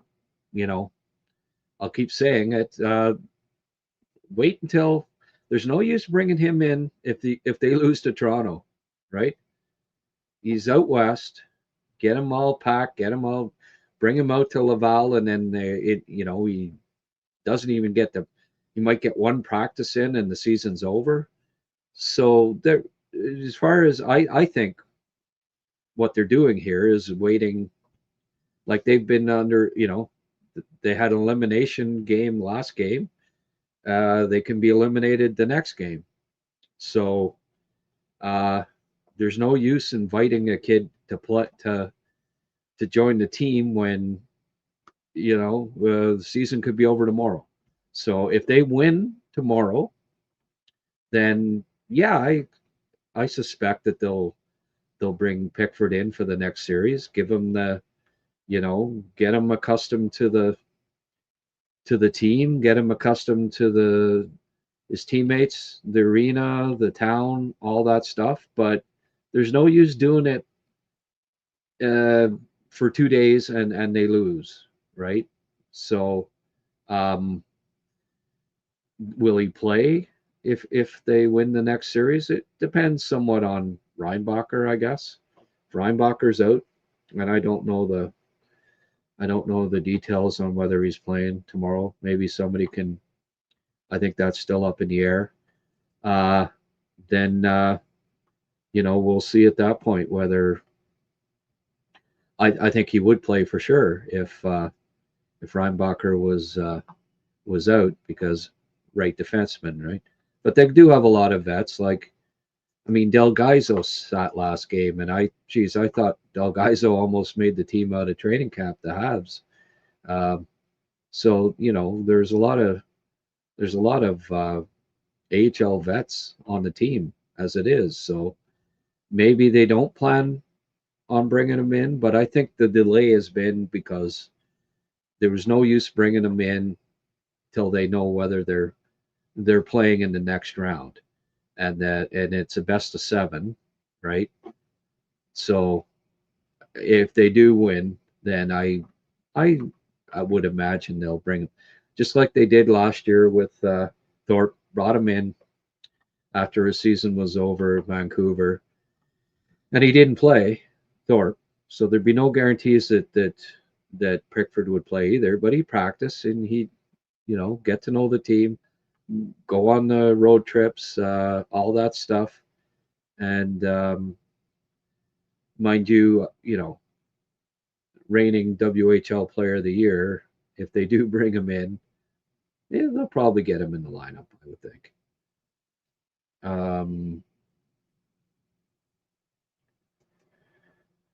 Liam likes sticking to what he says, but he did come out and admit he was wrong about the Tampa series too. Yeah, oh, like he says, they're just predictions, right?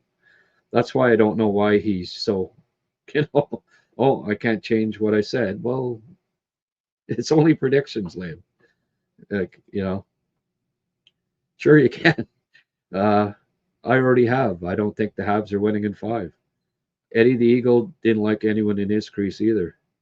Yeah. When he was doing his ski jump in there. Eddie the Eagle Edwards. Makes sense as Laval Demon are not injured. Well, not sure about Rhino as he did not finish last game, so no need to rush the kids. Yeah. Yeah, I did say about the state of the playoffs. And Dave,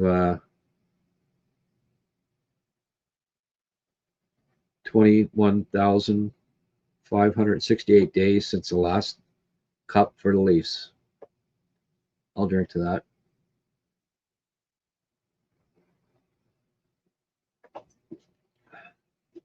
And all of the cup celebration pictures were in black and white. I think there was one color Polaroid.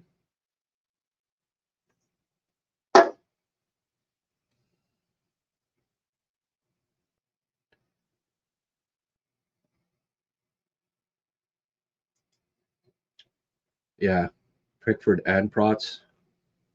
I don't. They've got a veteran club there.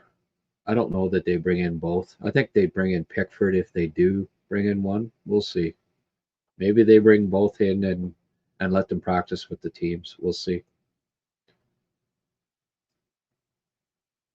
One of my ultra die-hard Leaf fans is actually cheering for the Habs, so I can't be too hard on them at the moment. Well, I'll never cheer for the Leafs in the playoffs.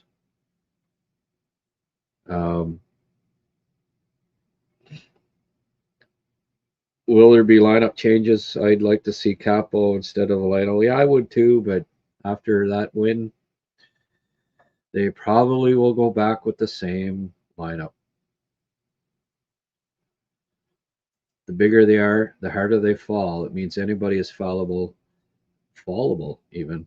And when they hit the ground, the bigger they are, the bigger they shudder. Well said, audio. I've been at 666 here, the numbers. That's a beastly number. Oh, it just went up to 669. Carolina start their second round 4 days before ours. Imagine all the time off if they win in 4. Advantage or not. I don't know.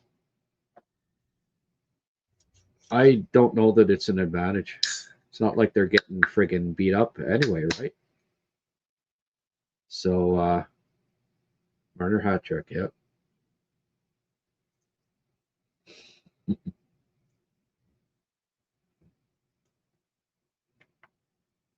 I'm having one more here, folks. So, hey, Friday night. What the hey?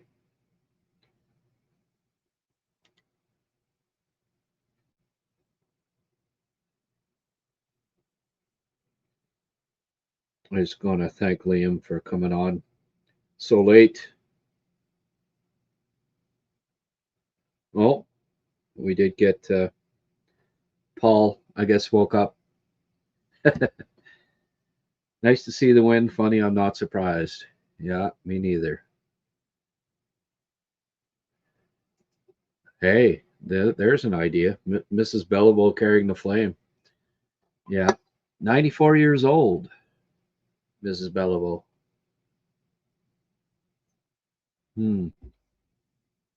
Is it Elise or? Yeah.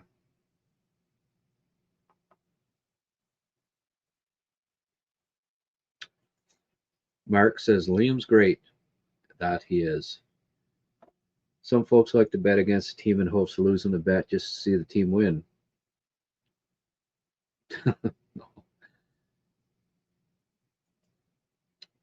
I was wrong about Dovish. I did not like him at first. Horrible technically, but has gained a lot. My respect. He's not, well, he was horrible or not good technically, but I wouldn't say he's horrible technically now. And we have to give some credit to Marco Marciano.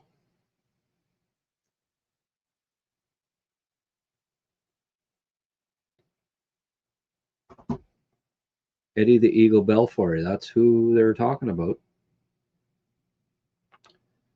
Yes, Sil, I wouldn't mind seeing Cappy. He had a couple of goals against him. I hope we see him before the end of the series. Would be nice. Would be nice. Which jersey should I get my 4-year-old? He's just about growing out of his Caufield one. Maybe he should give it to Caufield. Derek.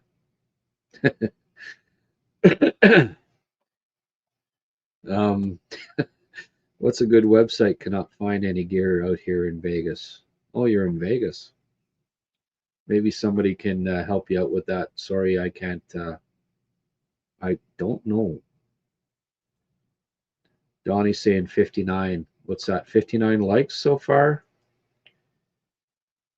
Jump off the chat and hit the like button if you haven't already, folks. I'd really appreciate that.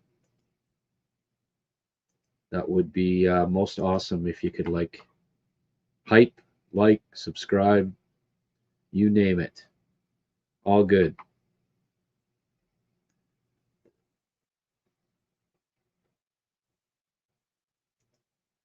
Hi, Grant. How are you? I've been in a bit of a hiatus. Liam is the smartest and most knowledgeable Habs fan I know. Yeah. He's a beauty. I said Habs sweep. Wrong, but I did say Habs can play with any team in the NHL. I was right. Yep. First two games similar, but opposite star player falls, leads to a goal. Yeah. Yeah, true, eh? Hutson fell.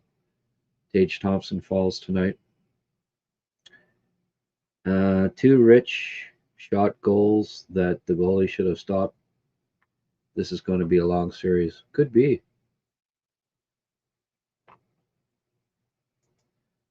Anyone, please, how to occupy my time till Sunday night? Well, I might do a post game on the Laval game tomorrow night. Anybody be up for joining me for that?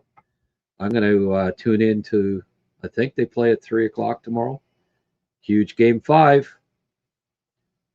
I'll be watching that, and maybe I'll do a post game. And we can chat, get together, Peter. I'm going to whittle away a bit of the time until Sunday's game. Does that sound like a plan? All right. If anyone can fire up a team, short notice, it's Torts. 2,278 days since losing to the Zamboni driver. David Ayers? Yeah. Carolina.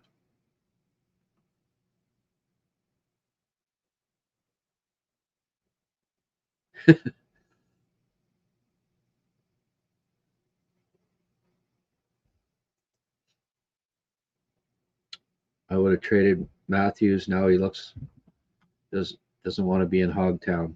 No, poor guy.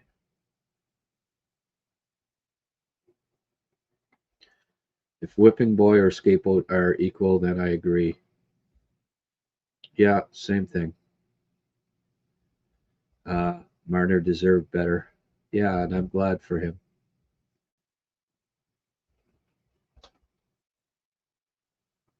Somebody asked me about Pickford.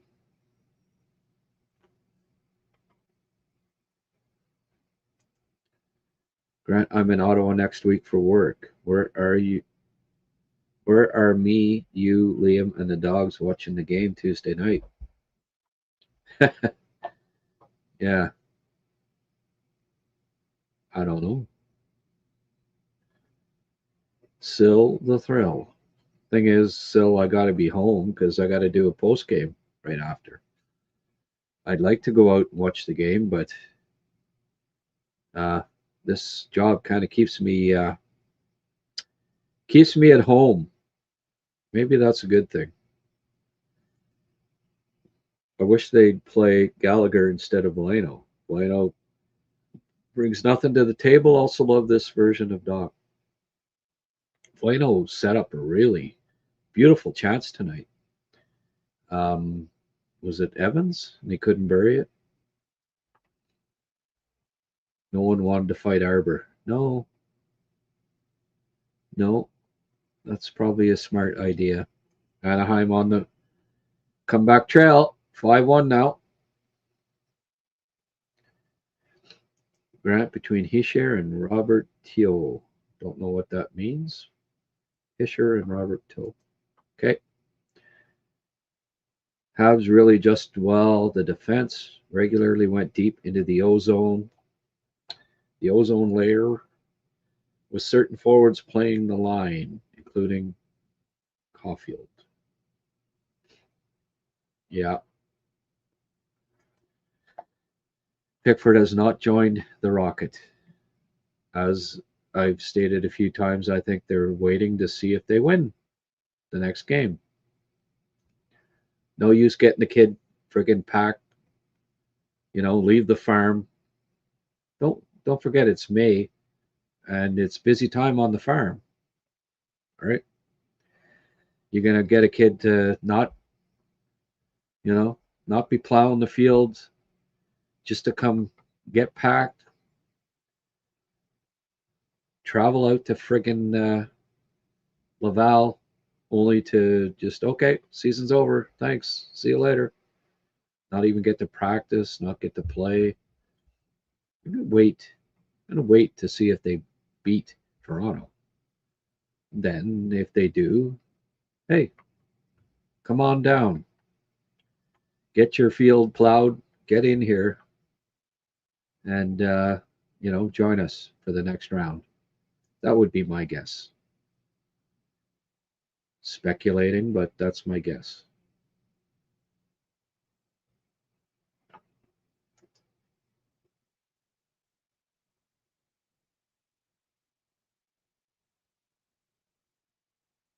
Who's this Hischier guy?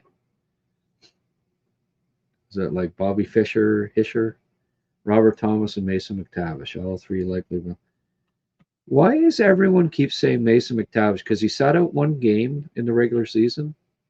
I don't like what's with this rumor, Mason McTavish? He's not available. Mason McTavish is not available. The friggin' rumors that get going on media.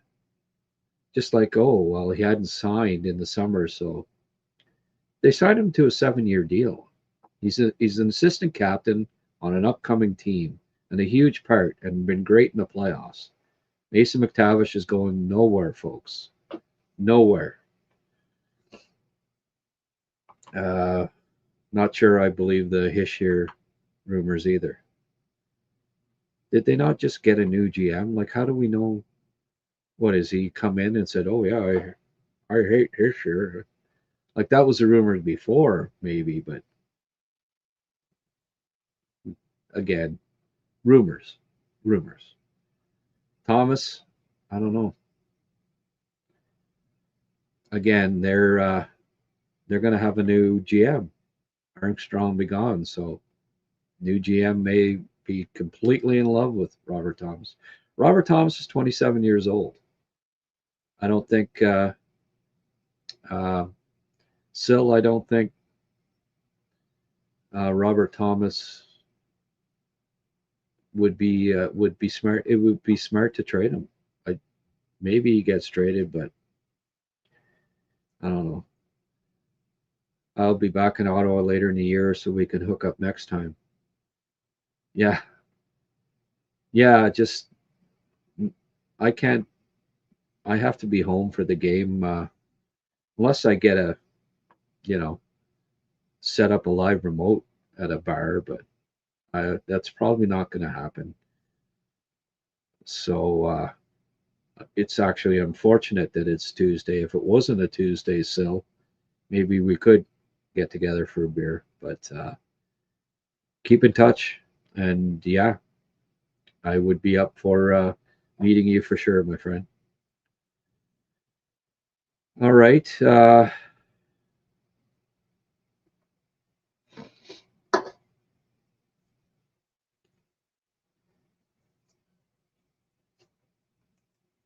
Greg, if you're on here, answer this question for Audio Murphy.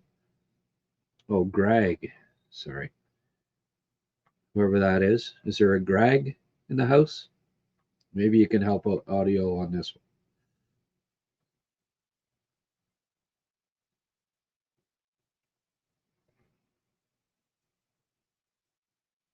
one. Audio, I know you're talking about me. I'm being silly. What can I say about Luke Tuck? Love the guy. Interviewed him last year on Recruits Draft Cast. Great kid.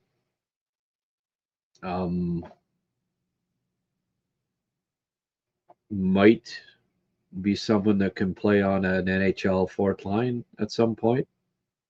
I wouldn't rule him out. Haven't seen a lot of progression from him at the AHL level. He's not getting a lot of points, but that's not what he's going to be. He's willing to fight, but not very good at it. I don't know. I don't know. I don't think he's going to play for the Habs, but like the kid a lot. Real solid character. I loved interviewing him. He's a good AHL player, good role, good player to have. I just I don't know that there's enough skill, toughness combo there to find a spot with the Canadians down the road. But I wouldn't rule it out. Maybe next year you see a breakthrough. Kids can sometimes it can take a couple of years, get it figured out, but good skater, good size, hits. There are some qualities there for a fourth line that you don't mind. I see Flo and I see Florian and Thorpe being better options down the road as bottom line guys for the club. His contract is done.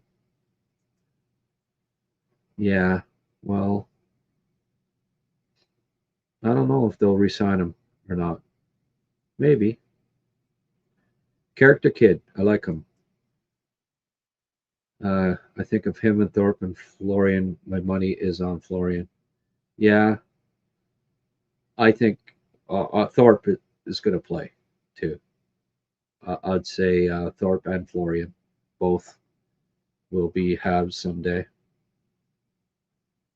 Watch Thorpe next year. He'll have a break. He'll have a breakout. And yeah, but Panicus, he's a better NHL prospect probably at this point, but he's got to get consistent too.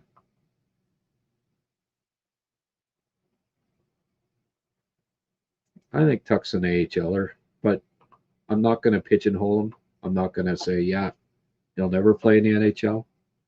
I've seen it. I've seen guys, light bulb goes off or whatever.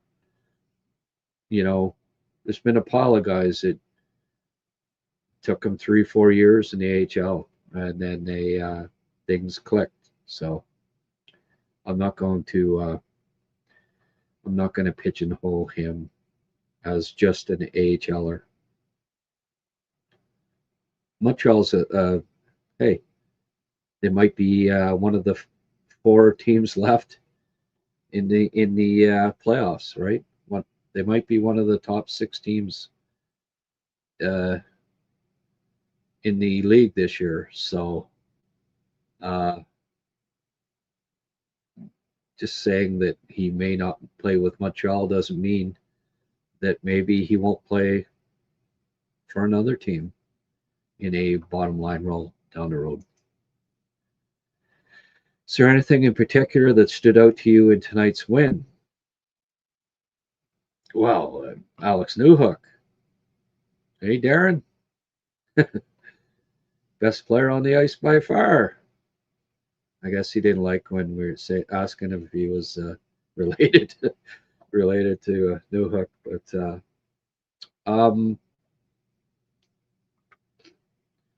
how many likes do we have so far here, folks? On game night, I like it to be at 100 before I sign off.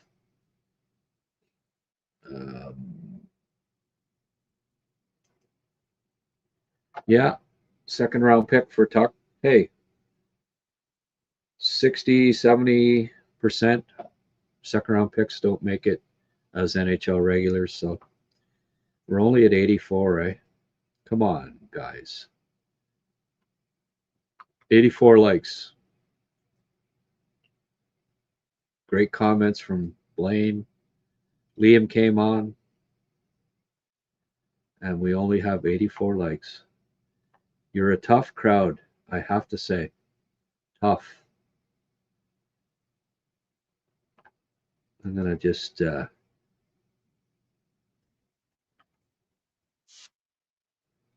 I'll have to like it myself here, I guess, so we can get it up to 84 or whatever. Pretty bad when you have to like your own show just to hit 100.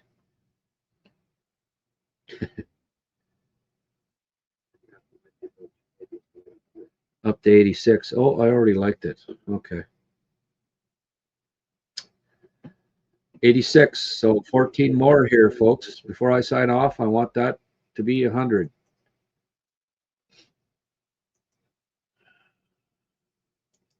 Is that asking too much? I don't think so. How many people have tuned in? 1,200 people have watched, and less than 90 have clicked the button.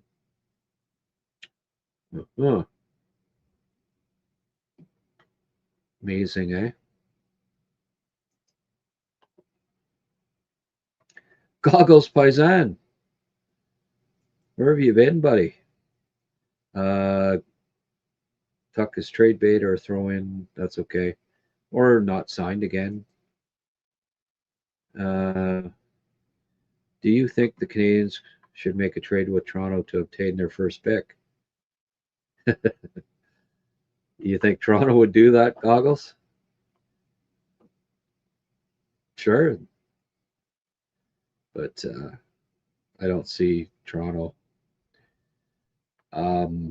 giving the first pick to Montreal. I'd love to see it, but no. Did I hear you recently say that he's on fire, Volokin? Yeah. No, he's got a couple more years left on his KHL deal. So, no. I don't see it for a while. He was on fire. He let in 4, I think, in the last game, or 3. But before that, yeah. Maybe you already mentioned it, but I will ask anyway. Who do you think the Leafs grab at 1?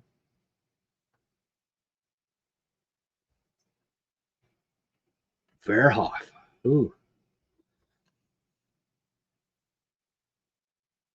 I think I have Verhoff as about my 5th ranked defenseman, so I hope they take him, number 1.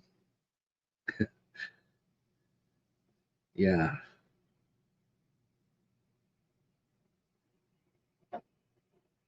Verhoff. That's the guy for Toronto.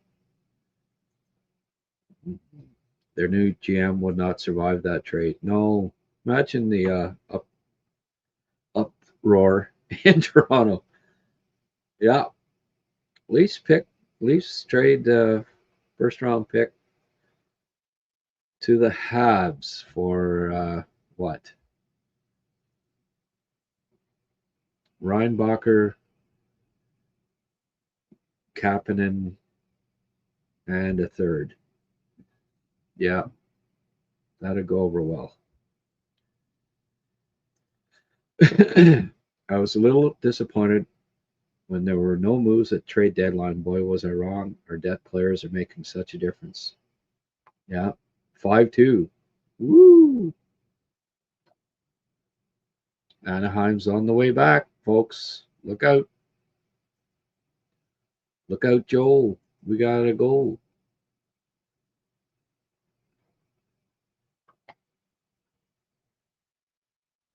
I'm just going to tune in here, see what's left. 16 minutes left. Yeah. According to Flash Score, the score is 2-1. So anybody's game. Seneca and Kreider. 15:09, so there's only 4 minutes left. May not do it, folks. May not be able to come back here. Marner had the natural hattie too. Not just a hat trick, natural hat trick. I'm glad. I'm happy for him. Anything that makes Leaf fans look foolish, I don't have an issue with. And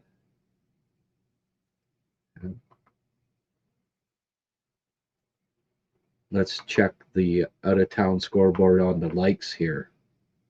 Did we get it up to 100 yet, folks? 89. All right, I guess we're not going to get there before I sign off because I'm going to have to. I hear the young lad prancing around upstairs. I'm going to have to call it a night.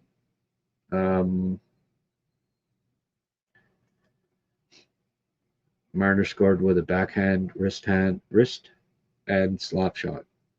Perfect.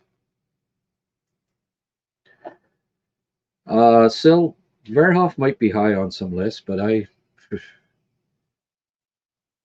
not for me.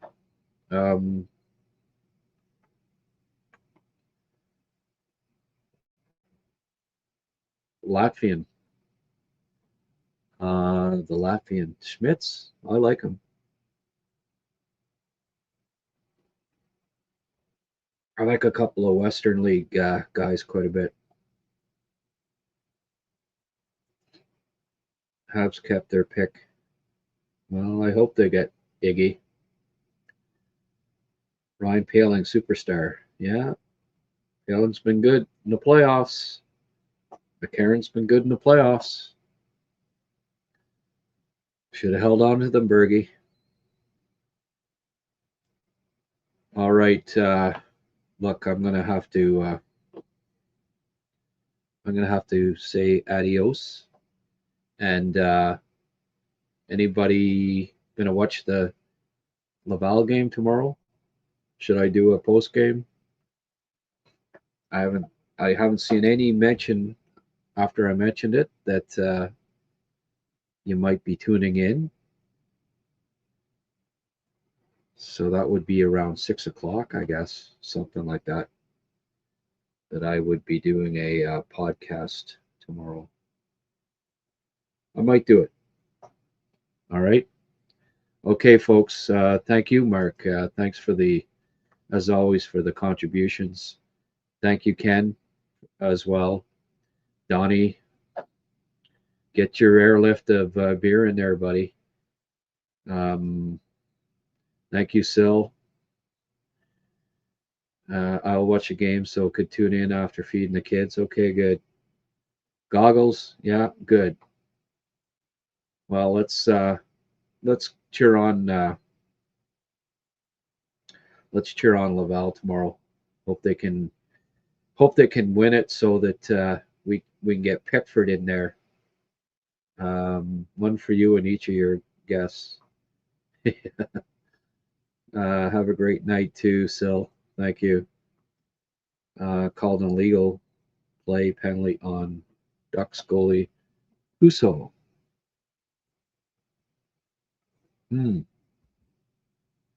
Yeah. Every now and then he knocks. Though he's not as bad as he used to be at Ohio State. He used to knock the freaking net off all the time. I'm glad he's kind of stopped that habit, because every now and then, finally, they'd say, "That's it. Audio, you got to work at 6 p.m. Sunday or Saturday." Okay, too bad. Okay, drum dude. And same to you, music. All right, everyone. 2:20. I've done my shift here. Still got 95 people that are tuning in. Hit that like button. Get me up over 100 here. Wake up in the morning. I want to see 120 likes. Is that fair? Okay. Thanks, everyone. Have a great night. Go Habs, go. It was a great night to talk hockey, and tomorrow will be a great day to talk hockey. Bye for now.